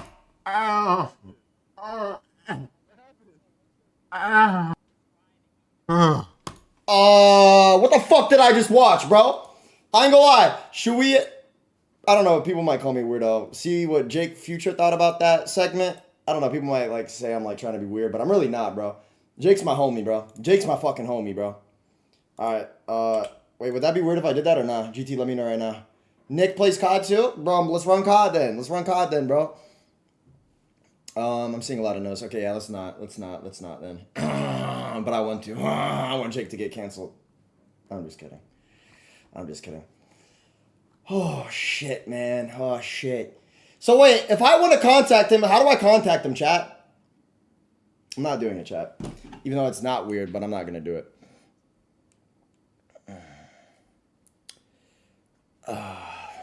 Chat. I can make a group chat. Yeah, GT, get me in touch with him. I actually want to talk to him. Get me in touch with Nick. I want to talk to him off stream and all that. Like, we could do a call or something. I want to talk to him off stream. GT3, best manager of the year. GT, you carried this shit. Yo, can we get some WGTs, chat? Again, I apologize for a very short stream, bro. I really do. But at least I went live, bro. At least I went live and I didn't pussy out, bro. When I heard it was just going to be me on this chat, I was cooked. I had at least 30 texts from, nah, that's exaggerated. I had at least 10 people reach out to me saying, do not fucking do this shit alone. You're going to look like an idiot. You're going to get canceled. I still did it, bro. I pushed through and I did it. Nice blazer. Oh, brother, he was cooking the shit out of me. He said white people wearing sweatpants. Marty, I'm wearing sweatpants. I just didn't want to say anything. I was dick sucking. I just didn't want, I respect him too much. I didn't want to say nothing. I was just getting cooked. That's why I was like, that's why I went lower. I put my chair lower like this. Like, usually my chair's up here. I just went, whoop. I ain't gonna lie. I didn't want him to see my pants. I ain't gonna lie. Hey, bro, chat. Again, I apologize for the short stream. If you enjoyed it, put a fucking W stream in the chat, bro. We're gonna be back tomorrow. We're not taking, my goal is 200 hours this month. I know a lot of you won't believe in it. That's fine. I respect it. Actions are louder than words. And again, this is the shortest stream I've done in months. I really do apologize for it. I'm gonna make up for it. We're gonna do a banger. We're gonna try to do 2 to 3 bangers a week, but that is not stopping my chill shit. Some streams will be quilly. If you have a problem, suck my dick. Don't care. I like to just play games with my viewers, and that's that. But hey, if you fuck with it, W stream, bro. We did it. I didn't pussy out like no bitch. Yeah. And that's that, bro. W fucking stream, chat. I apologize again for the short stream, but we back live tomorrow, bro. I love you guys, chat. W fucking stream, W Nick, man. I wish everyone could tell me exactly what they need from me. The first second they speak to me, I'm not with all the secrecy, secretly beefing me behind closed doors, but playing it peacefully for the streets to see. My nigga have some decency. Don't move like a puto. Could at least keep it a buck like Antetokounmpo. I'm made north of the border like Vito Rizzuto. Throwing parties in Miami, they loving us mucho. With the whole ratio, I'm like David Caruso. There's a mass shortage of people giving me kudos. I've been doing this since T-Pain was pouring us Nouveau. You tell them I run the country, they'll say Trudeau. Poppy, Chulo, gripping, culo. And I got the flows, niggas still like boot toes. You boys reaching new lows. Letting me take the rap for that Casper the Ghost shit while you finding all of the loopholes. You niggas move too cold. See the watch collection and assume I got time because of the And movie last thing roll before I end this two-tone. stream, I'm seeing a lot of pussies on Twitter saying congrats, you taught a lot of people to be Nazis and all that. Motherfucker, shut your bitch ass up, and next time if you don't fuck with the stream, click the red X in the top right. Nobody gives a fuck about your opinion. Go watch fucking Logan Paul. Go watch KSI, you dick sucker. I don't give a fuck, bro. I'm on Kick. I'm gonna stream what I want. Suck my dick. It's as easy as just clicking off the fucking stream, bro. For the people that are in here being positive, I love you and I appreciate y'all. And W fucking stream, man. Or switch it to the one I call RP Nipsey, cause I swear to God the bezel got 60 of them blue stones. Maybe I'm getting 2 stone. Calicut a marble for my tombstone. Here lie. Hey, should we do a hefty raid? Should we do a little hefty raid, chat? Should we do a hefty A raid? nigga that never lied in his new song or any of his old songs. They sing them shits like folk songs. Kumbaya, Alright. boom by yay. Know the album. Let's raid, chat. Let's raid the GOAT of this streaming shit. The literal GOAT. I want nothing but W's when we raid this guy. I'm not telling you who. I want nothing but W's when I raid him, okay? This is the literal GOAT of streaming, bro. And I love him. He might look like a tater tot, but y'all go show him some love, man. For the walk of shame. Heart is on my sleeve and my body is in the Hall of Fame. High fashion.